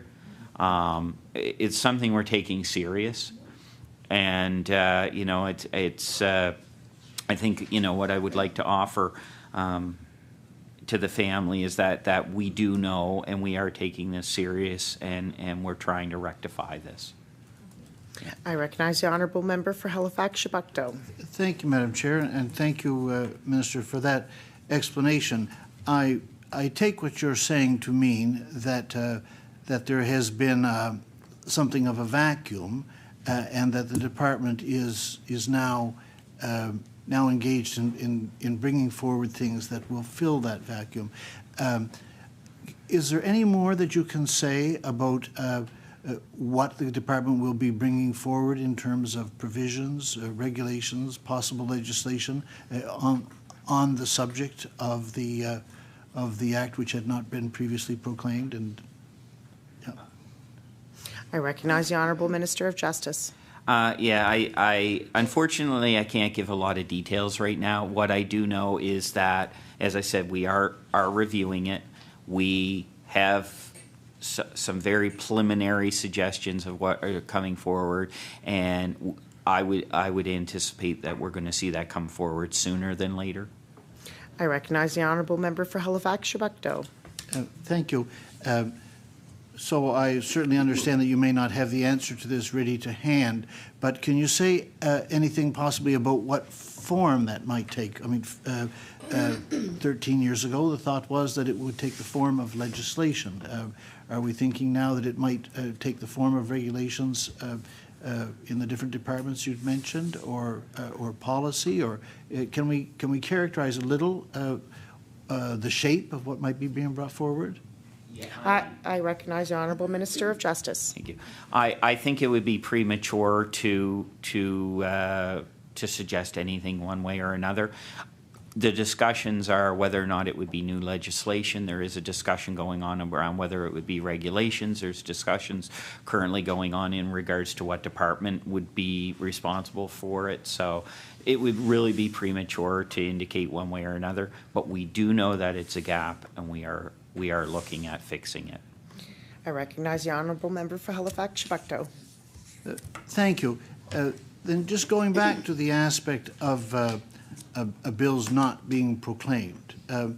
As the Minister and Attorney General, I wonder if you could say anything about if you find it reasonable or understandable that people would feel some dismay that a bill that had been through third reading and received assent but not been proclaimed, that they would, having felt through the years that it was in force, and then to find out that it was not in force, that from your point of view, is it an understandable thing that this would be upsetting to them?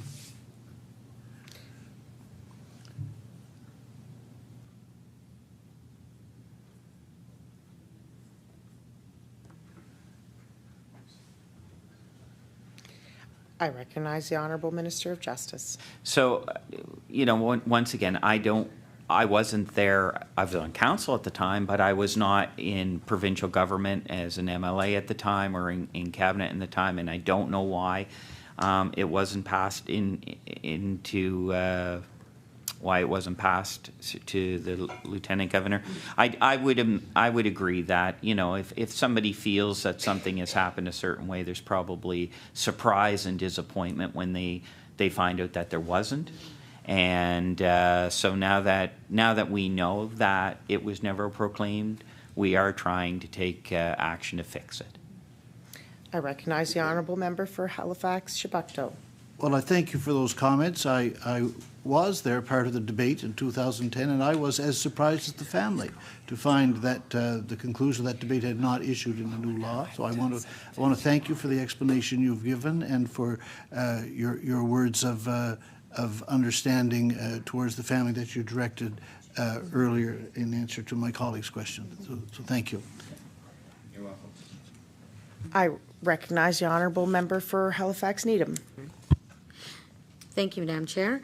My question is, common law couples in Nova Scotia still do not enjoy the same rights as married couples, despite recommendations in 2017 from the Law Reform Commission to correct this. The last Minister of Justice undertook public consultation on this, but no new legislation arrived. I'm curious to know, have you taken this on as a project in your ministerial position, and will we see legislation finally come forward on this?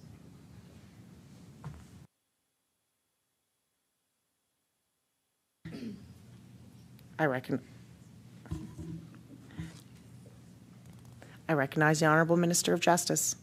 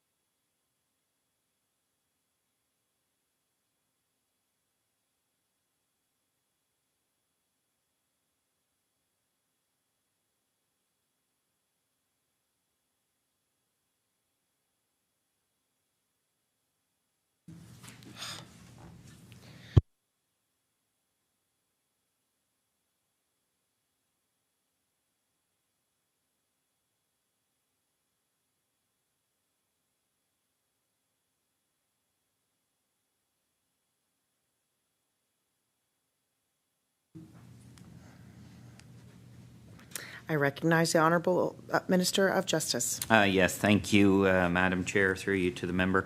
Phase 1, of course, of the Matrimonial and Property Act has been completed. We are moving on now to Phase 2, and we plan on doing engagement in regards to that. So, I recognize the Honourable Member for Halifax Needham. Is there a timeline for when that might be, or is that just, can we be updated as the time goes along?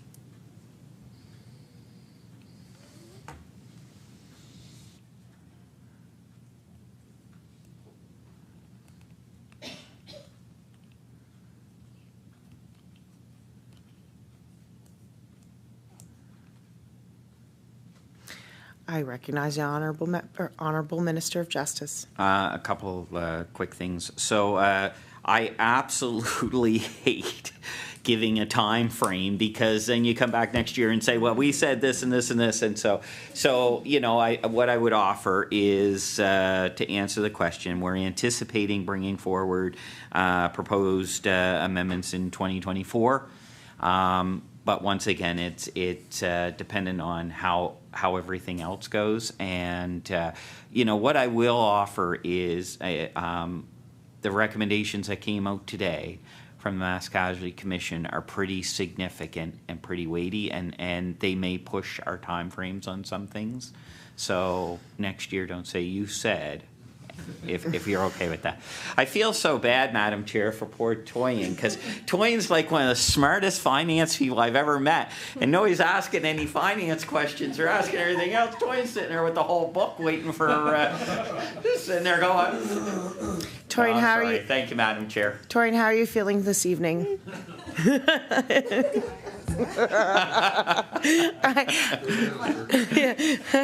I recognize the Honourable Member for Halifax Needham.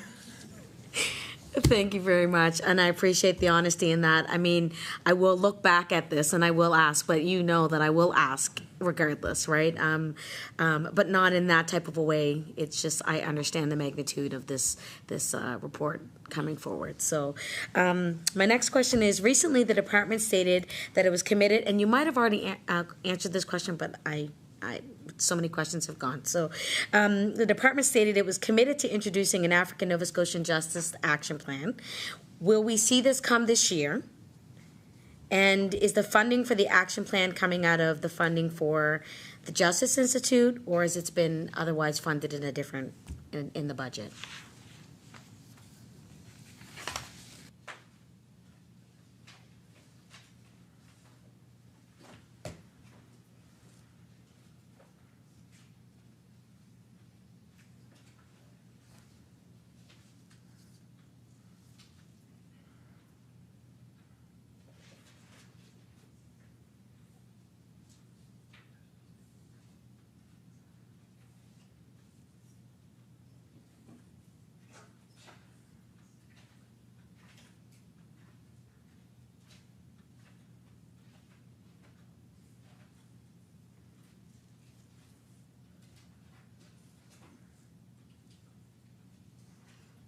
I recognize the Honourable Minister of Justice. Thank you, Madam Chair. And as I said during my opening statements, we have already gone out and done 2 rounds now of consultation with African Nova Scotians across the province, and we've had over 200 people actually attend. So now that round 1 of the consultations were completed in 2002. There is what we heard report that's been prepared, and we went back out for round 2 during October and November just passed to try to validate the results of what we had so far, and so we continue to push that forward. It is a bit of a priority, and we'll keep moving forward with it. Yeah.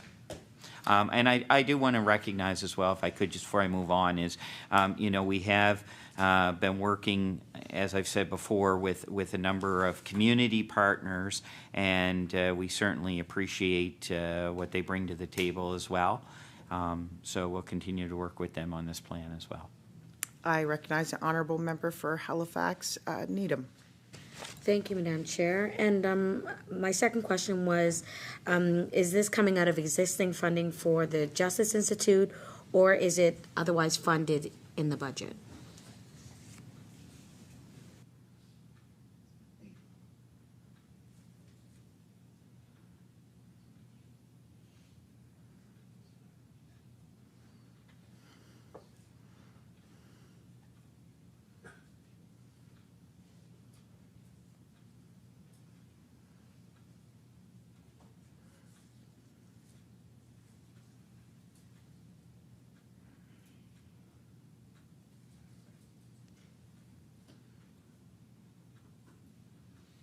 I recognize the Honourable Minister of Justice. Thank you, Chair. And so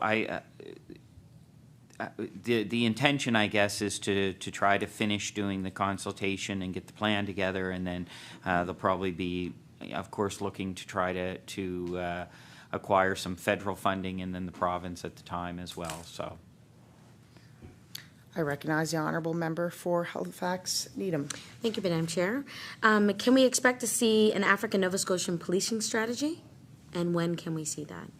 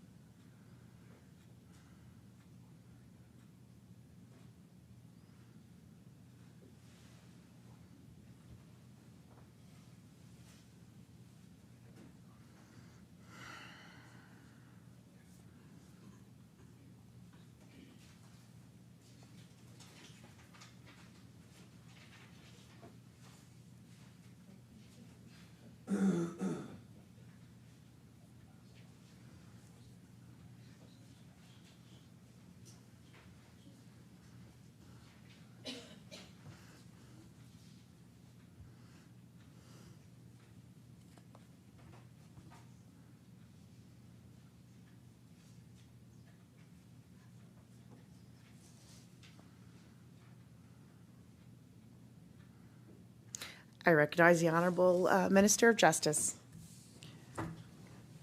The answer is yes.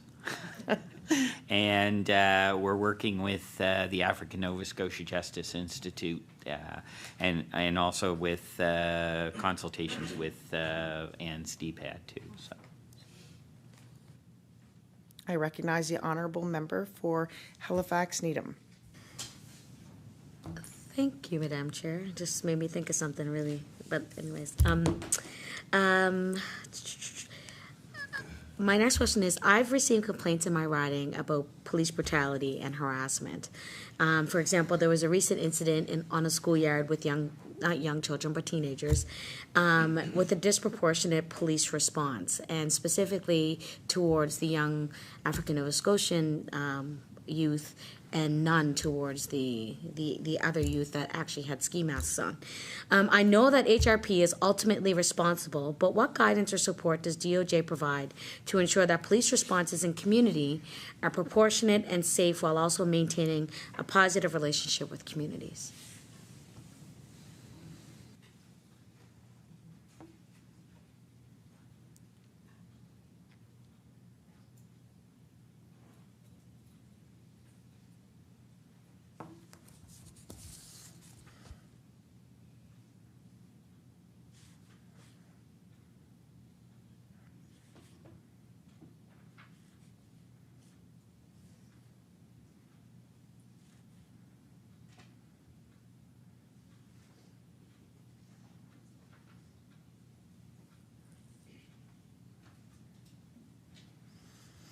I recognize the Honourable Minister of Justice. Thank you, Madam Chair. So, I guess this gives me a bit of an opportunity to have a quick discussion in regards. A lot of times, I think people misunderstand what the role of Attorney General, Department of Justice is. I do not directly administer policing for municipalities. Each municipality does have a police board, and work with their individual force, and we look at policing from an overall safety and provincial perspective. What I would offer is that it is a requirement for forces in Nova Scotia to have use of force training as well as cultural competency training, and so the expectation is that forces in the province are ensuring that their officers have that kind of training. I would also offer is, we are currently reviewing policing standards and looking at what exists today and developing new standards. So this is something that we're looking at addressing as we move forward too. I recognize the Honourable Member for Halifax Needham. Thank you, Madam Chair, and thank you for that answer. Our caucus has advocated for legislative change to ban the use of street checks in Nova Scotia. I know it is banned by ministerial order, but we know, as we talked about previous, that sometimes things change, governments change, elections happen, all of these wonderful things. Communities would benefit from the certainty of legislation about this issue. I'm wondering, is this being worked on at all? I recognize the Honourable Minister for Justice.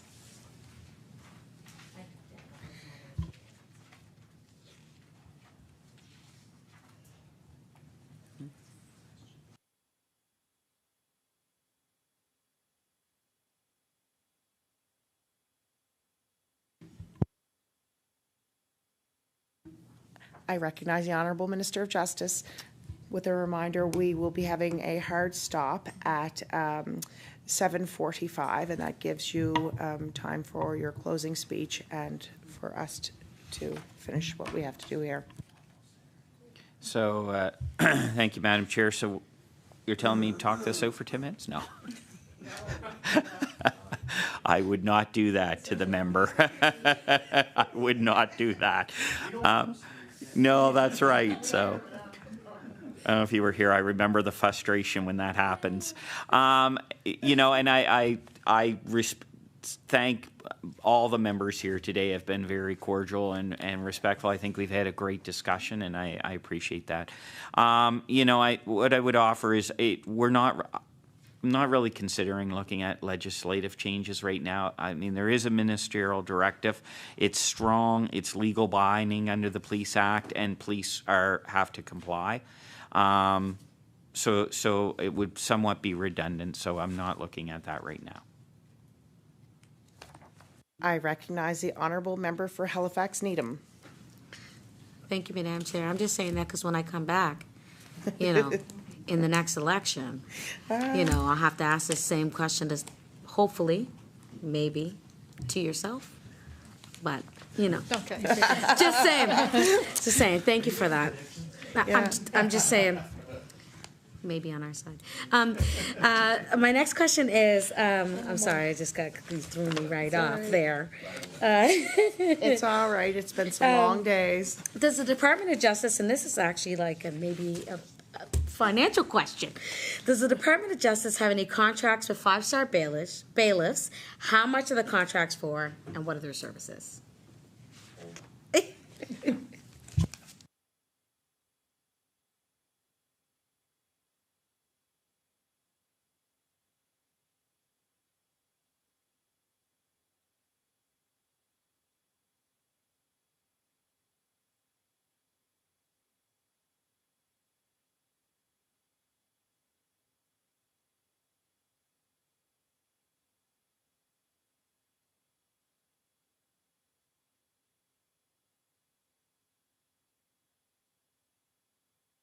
I recognize the Honourable Minister of Justice. Dwayne's going through that book. I don't want to take the wind out of her sails. I'm told we do not. I recognize the honourable member for Halifax Needham. That was an easy question. I like that. Is there increased funding for victim services in the budget? If so, how much? See, I'm getting you turning the pages. That's a Twain question.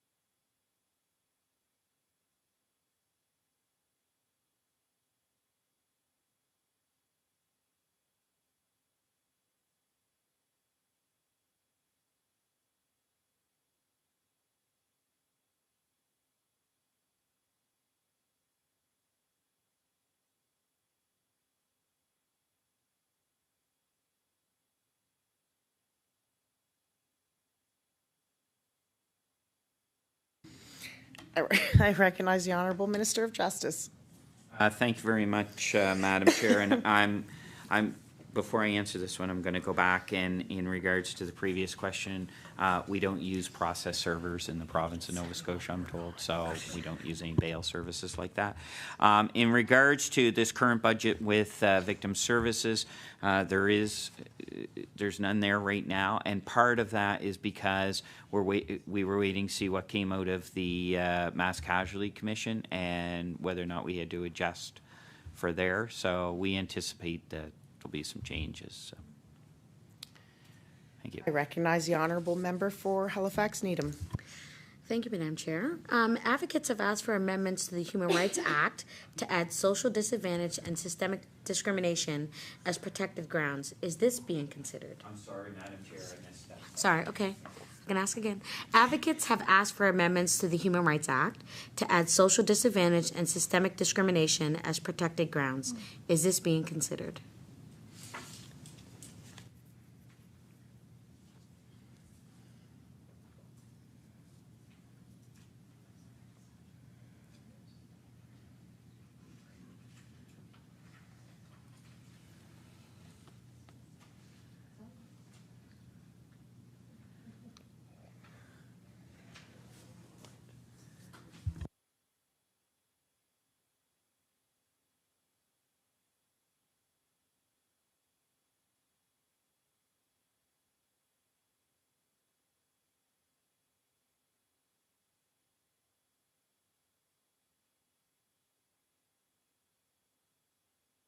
I recognize the honourable Minister of Justice. Thank you, Madam Chair. The office hasn't been asked to look at it. I recognize the honourable member for Halifax Needham. It's like we're having a candid conversation here. I'll just send. Thank you for that, Minister. I will send you the details. My next question is, and I know we don't have a whole lot of time, is. There remain significant backlogs in the court systems left over from the COVID-19 pandemic. Is there funding in the budget to address the backlog, and is there a plan to address that? I recognize the honourable Minister of Justice. I was going to give an answer, and Toyin's going through her book. I don't want to preemptively answer now. Doesn't want to be wrong.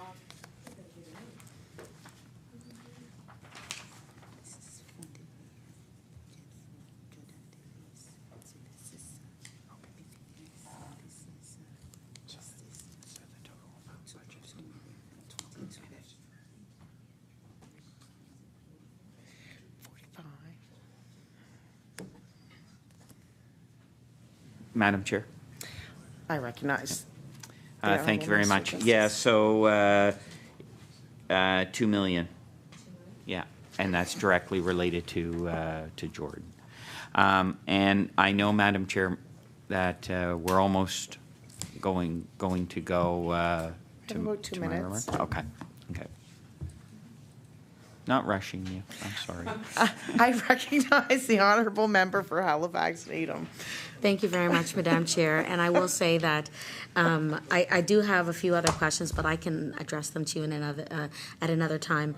But I want to say in my 1 minute and something that I have left that I truly appreciate having these conversations and as well having discussion about some things that are really important to Nova Scotians, especially when it comes to the justice system. And as well, like I said previous, I truly appreciate the work that is being done by your department, and hopefully we can continue this dialogue moving forward. I recognize the Honourable Minister of Justice. Yes, Madam Chair, and through you, thank you very much to the member. Just before I start my closing, I do want to recognize that, there are a number, I think just about everybody who's behind me right now who's left in this room is from DOJ. And I do want to once again reiterate the great staff that this province has working for them, looking after Department of Justice, corrections, and all the aspects of justice in this province. There's a wonderful team of very smart people in this province. So. And if you're ready. Well, I just have to say a magic sentence here, but I have to say this is the fourth one that I've done, and this has been the funnest, especially this last hour. Sorry, Minister Moreau. But it was like watching a seed grow. 7:45. Yes. So just turn the floor over to him for closing remarks. So thank you for the members. I will now close it to the Minister of Justice for his closing remarks with a reminder that we have a hard stop at 7:51, but that does not mean you have to take the whole time. Thank you, Madam Chair. And so I will just move the resolution on estimates for the fiscal year of April 1st, 2023 to March 31st, 2024.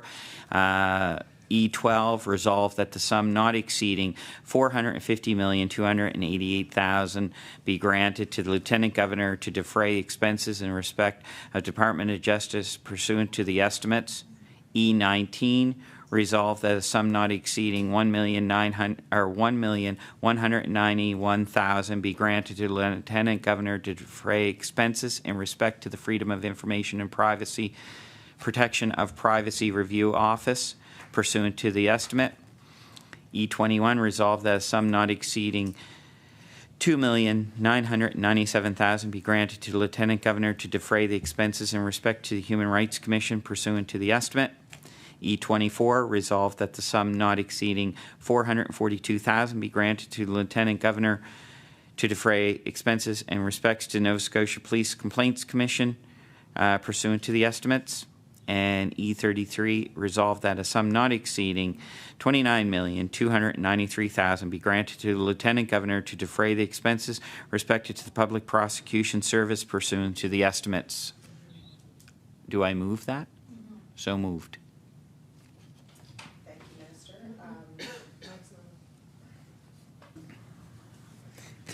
Thank you, Minister. Shall the resolution stand?